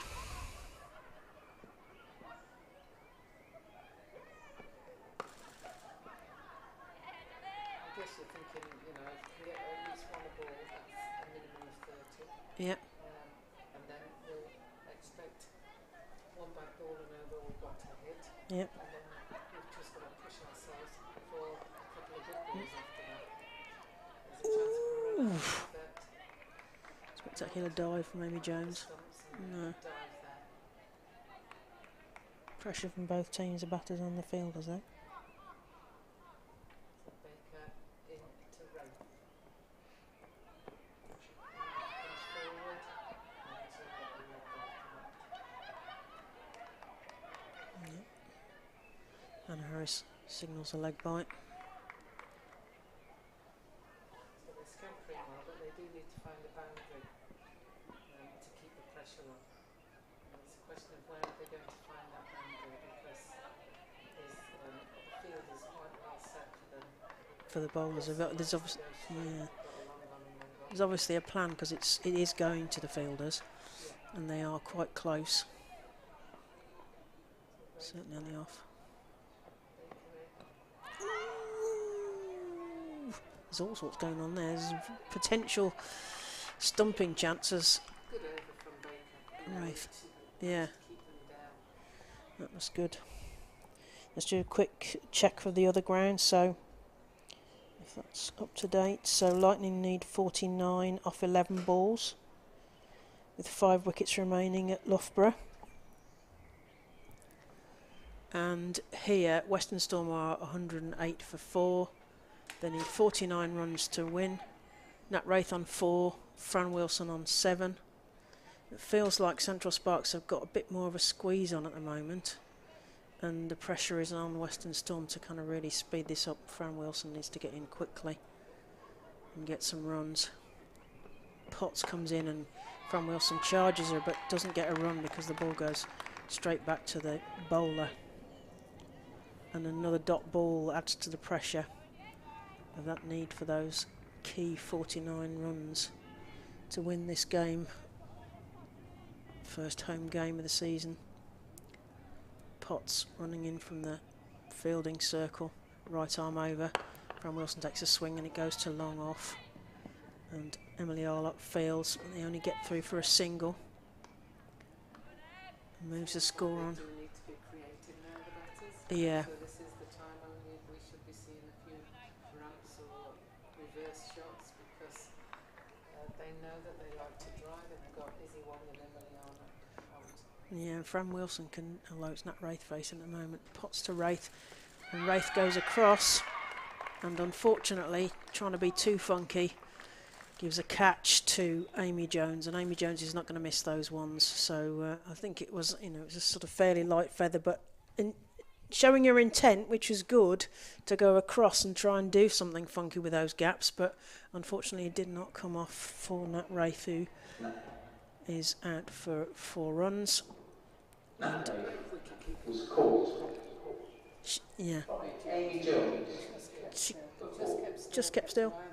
Yeah, yeah. Just took it, and whilst we expect it, it's not an easy catch to take. No, when the batter just not when you're turns that up. close and you're not sure what the batter's going to do, because they're in a real power position, aren't they, when they've gone across there and they're going to hit, trying to hit behind square or something, and you're not sure if you're going to get the ball hit straight in your face or something. So, yes. George comes out to join Fran Wilson. Katie George. She's had a bit of a rough few years, hasn't Yeah, she's had continuing back injury, listening to her on some podcasts that she's been on, and they're concerned that, they talk about workload, don't they? We're basically not bowling too much so that she's not setting her back issue off. But watching her fielding for the Welsh Fire last summer, here often, but certainly for Welsh Fire, took some spectacular catches. I mean, she is a superb fielder. But we do want to see her bowling again, but now we get the chance to watch her bat. So, Potts to Katie George. They need 48. Potts to George. First ball. Oh, she takes a big swing, and there's a sound of pad, and Fran Wilson encourages her through for the single to keep that score ticking over.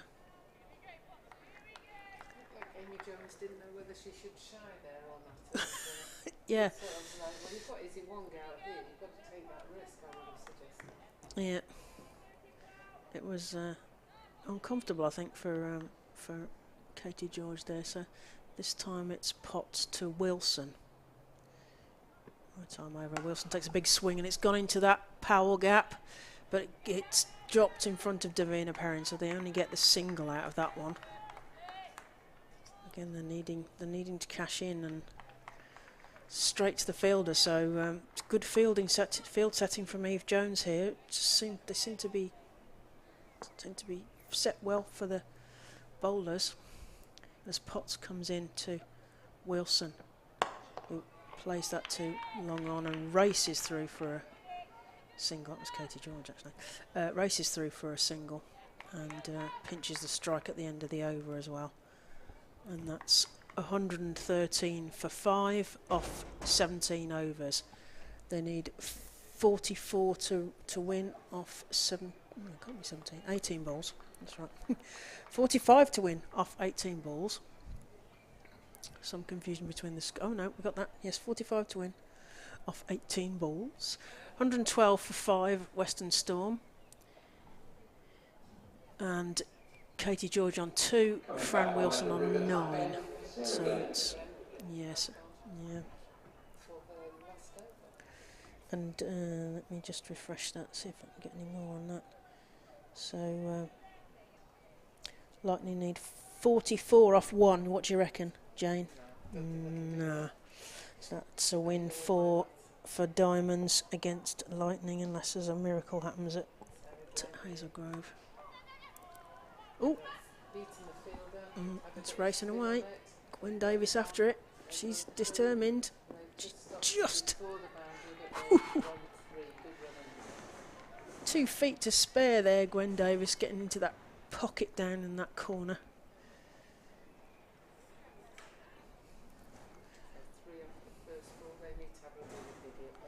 Yeah, this has got to be a big.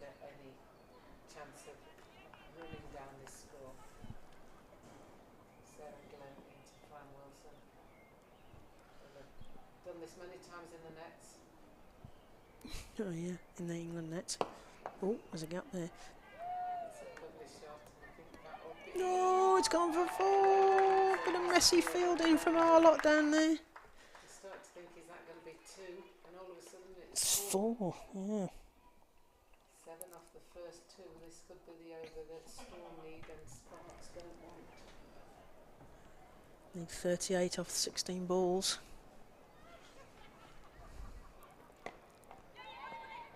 Oh, nearly a collision from the batters there. Oh, it's got to be deliberate second, is it? No, I don't think it was. No, she wasn't. Oh, ooh. Oh dear. They nearly knocked each other out there. Oh. Dear. Missed something, I think. Yes, I missed everything, I think. We were expecting it to be gold and in the end it was stumping. Yeah. All sorts going on in that delivery.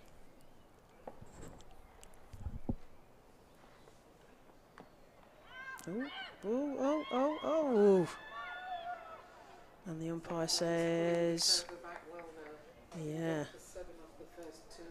She's now 2 dot balls. Central Sparks. Very entertaining dot balls. Yes. On both of them. So the final ball of Sarah Glenn's spell today. She comes.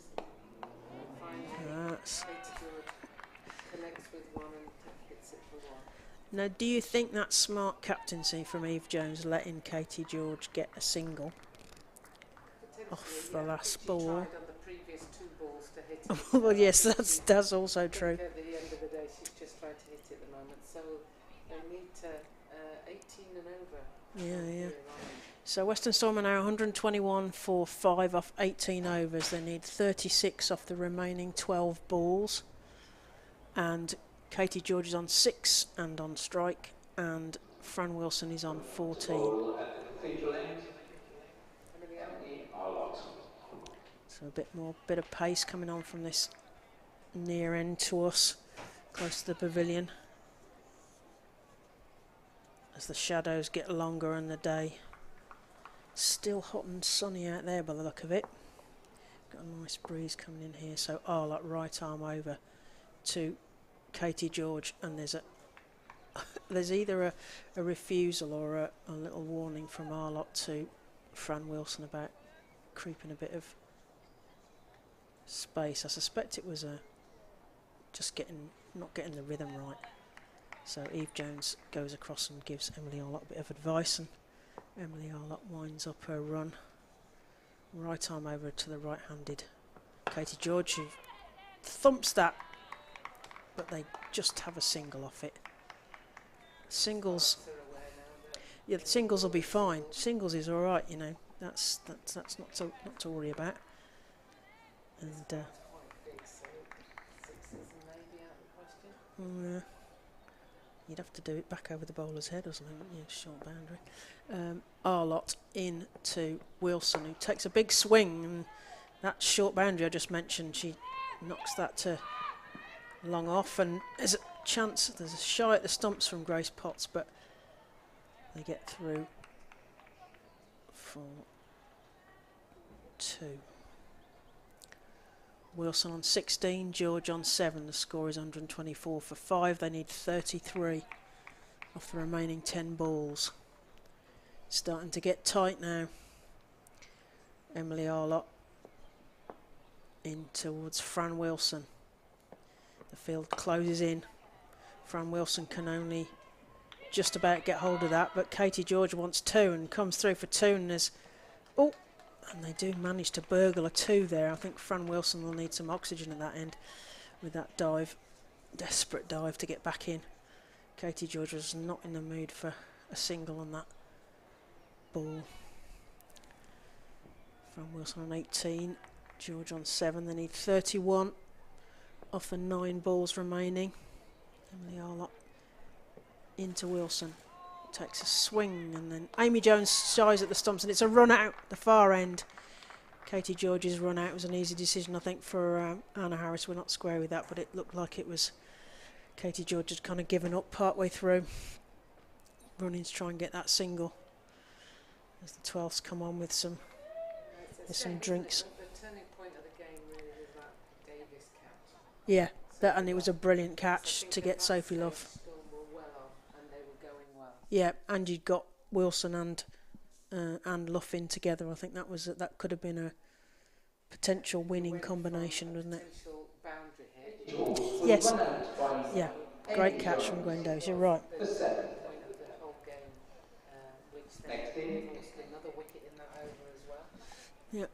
It's Alex Griffiths. Sparks will be delighted with this performance because they've gone in there and just turned the screw when they've needed to turn it. Western Storm need to dig deep here, but they've got to get some boundaries. They've got to be hitting up and over these last few.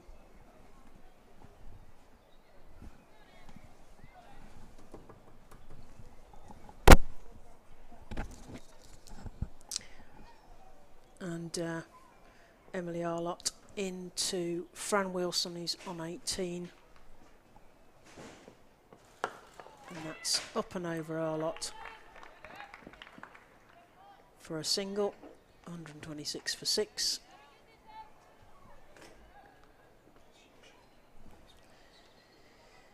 I'm just having some technical adjustments in here. I think we're back on again.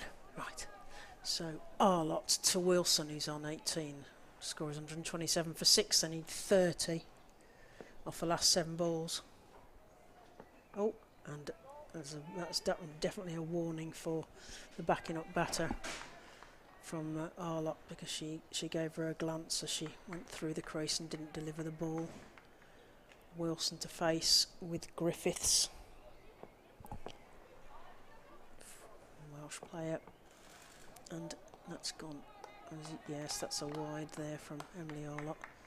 So another one and a bonus ball for Western Storm. She almost didn't concentrate on that ball, Emma. Yeah, it's almost... She turned round and she just did a rolling start, so to speak. It was, yeah.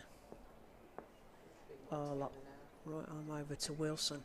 Wilson takes a stride of intent, but then also makes the wide line much wider as she goes to that stride to make that intent. Unfortunately, she asks, at least with a glance to the umpire, why that's not a wide, but if you take your step across, you take the wide line out. So at the end of the 19th, that's 128 for 6, and they now need a steep target of 29 off those last 6 balls. So we're going to have to see some fireworks here at the back end from Griffiths and Wilson, and it's Griffiths to face Izzy Wong from the far end, Jane. And even if we don't see that fireworks, Storm need to get as many runs as they can. They missed out last year on net run rate.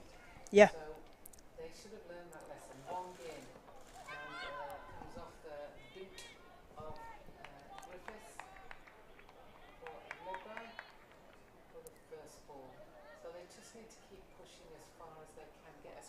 as they can, so that the run rate is pushed up even in a loss.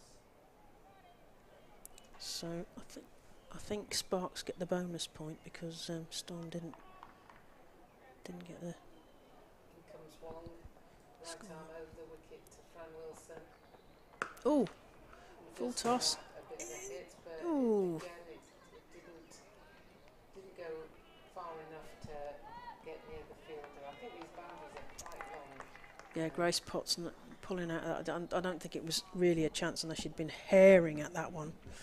And that ball's just been thrown to the fielder who's completely missed it because of the sun in her eyes, and we're having to chase it from the Yes, not pretty. from the other side. We'll kind of ignore those last few I think the moments. sun must be a Yeah, triangle. If you look at the it is. shadows of the players, it's directly Yeah, into you're the right, eyes and of we can see the players on the shielding their offside. eyes. Yeah.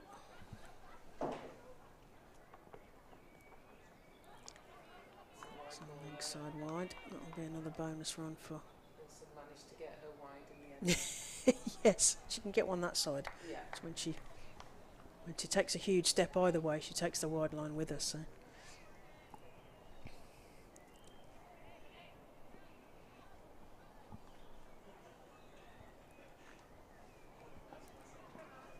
In comes one, right arm over. Wilson hits it to mid-off or a single. And they seem to have Eve Jones seems to have the field in the Yeah, right I think places. The field has been set really well in this second innings, and I think what's interesting is the bowlers have bowled to the field, Yeah, and that's which is what you need. As a captain, you need that, don't you? So 24 off 3 balls, unlikely. possible. Well, could be extras. Wong in, hit to mid-on, would be just for a single. Just a I think single. that's the one where they were pushing for 2 earlier, but Yeah. everybody realises now we've just got 2 balls left. Yeah, it's a bit of a foregone, unfortunately. 23 of these last 2 balls, and a miracle or 2. We said earlier 140 was probably enough for this game. And, Yeah, I wonder what the par is here at Sapphire Gardens. in comes Wong. Swat from Wilson for 1 run. Yeah. They're going to probably keep them under 140, so that's good effort by Sparks. I really do think that Gwen Davis's has catch. changed Oh, yeah. the course of this game. Yeah, undoubtedly. This just shows you only need one moment of pure brilliance. And a bit of fielding can do it for you. Here comes Wong. She's hit out to mid-wicket for 1 run, I suspect. And that is, as they say, it. So a win for Central Sparks here in the first game of the Charlotte Edwards Cup at Sophia Gardens in the glorious sunshine. Let me run through the card for you. So Fee Morris was LBW to Glenn for 18. Georgia Hennessy was caught Eve Jones by off Baker for 27. Sophie Luff, as we mentioned, caught by that brilliant catch by Gwen Davis off the bowling of Wong for 43. Fran Wilson remained not out on 22. Danny Gibson was caught Davis bowled Wong for 2. Nat Wraith was caught Amy Jones, there's too many Joneses here, Jones and Davises. Nat Wraith was caught Amy Jones off the bowling of Potts for 4. Katie George was run out by Amy Jones for 7, and Alex Griffiths was not out on 3. In terms of the bowling figures, Izzy Wong 4 overs, 2 wickets for 28. Grace Potts 4 overs, 1 wicket for 23. Sarah Glenn 4 overs, 1 wicket for 25. Emily Arlott 4 overs, no wickets for 25. Hannah Baker 3 overs, 1 wicket, 13 runs. Davina Perrin off her over was hit for 17. So the result is that Central Sparks won by 20 runs. beautiful setting here, and it remains for me to thank very much Jane Powell, former England captain, for joining me here. I'm just going to have a little look at what I wanted to mention before we finished. And we've got lots of cricket to look forward to this summer. As we mentioned, South Africa shortly after the Charlotte Edwards Cup is done. Then Commonwealth Games in Birmingham, my home city, and then the 100, and then India on tour. So lots of women's cricket for you to see this summer. Western Storm's next game is on Sunday the 29th of May, where they're playing Sunrisers at Taunton. That starts at 11 a.m. Central Sparks, their next game is Saturday the 21st, so next Saturday at Edgbaston. They're also playing Sunrisers, and that's a 2:30 start. Those are the home games. Their next away games, Western Storm's next away game is Wednesday the 18th of May, when they play Sunrisers at Chelmsford, and Central Sparks' next away game is against South East Stars at Guildford. We heard that the other games are going to come back to the results in the other games, and let me just have a look at those for you. So the results from today. So we've got Vipers won by 8 wickets at Hove against Thunder, where Thunder didn't get to their 103 that Southern Vipers got, and for some reason it's not showing the other results there. Right, so let's go back to my notes. So Edgbaston. So if you want to hear me on commentary, then I will be at Edgbaston next week for the Charlotte Edwards Cup game, Sparks versus Sunrisers. And thank you very much for listening. Any other messages, James? You something you want to say before we finish? No, thank you for having me. It's been a pleasure to be down here in Wales, and I look forward to watching many more games at this beautiful ground and with these lovely people, and just Nostalgia Bendeth. Yes, and they have, yes indeed, and they have looked after us royally here. We've got a live stream monitor and everything. Thank you very much to the team here at Sophia Gardens and at Glamorgan. Thank you very much to Alicia Hawkins for coming in for a guest appearance at lunchtime. And it just remains for me to say Taith Thiogl Adrev, safe journey home to everyone, and thank you very much for joining us this afternoon on the Gloucester Cricket live stream, and thank you very much to Western Storm and Central Sparks for giving us a good entertaining start to the Charlotte Edwards Cup here at Sophia Gardens, and thank you very much for listening.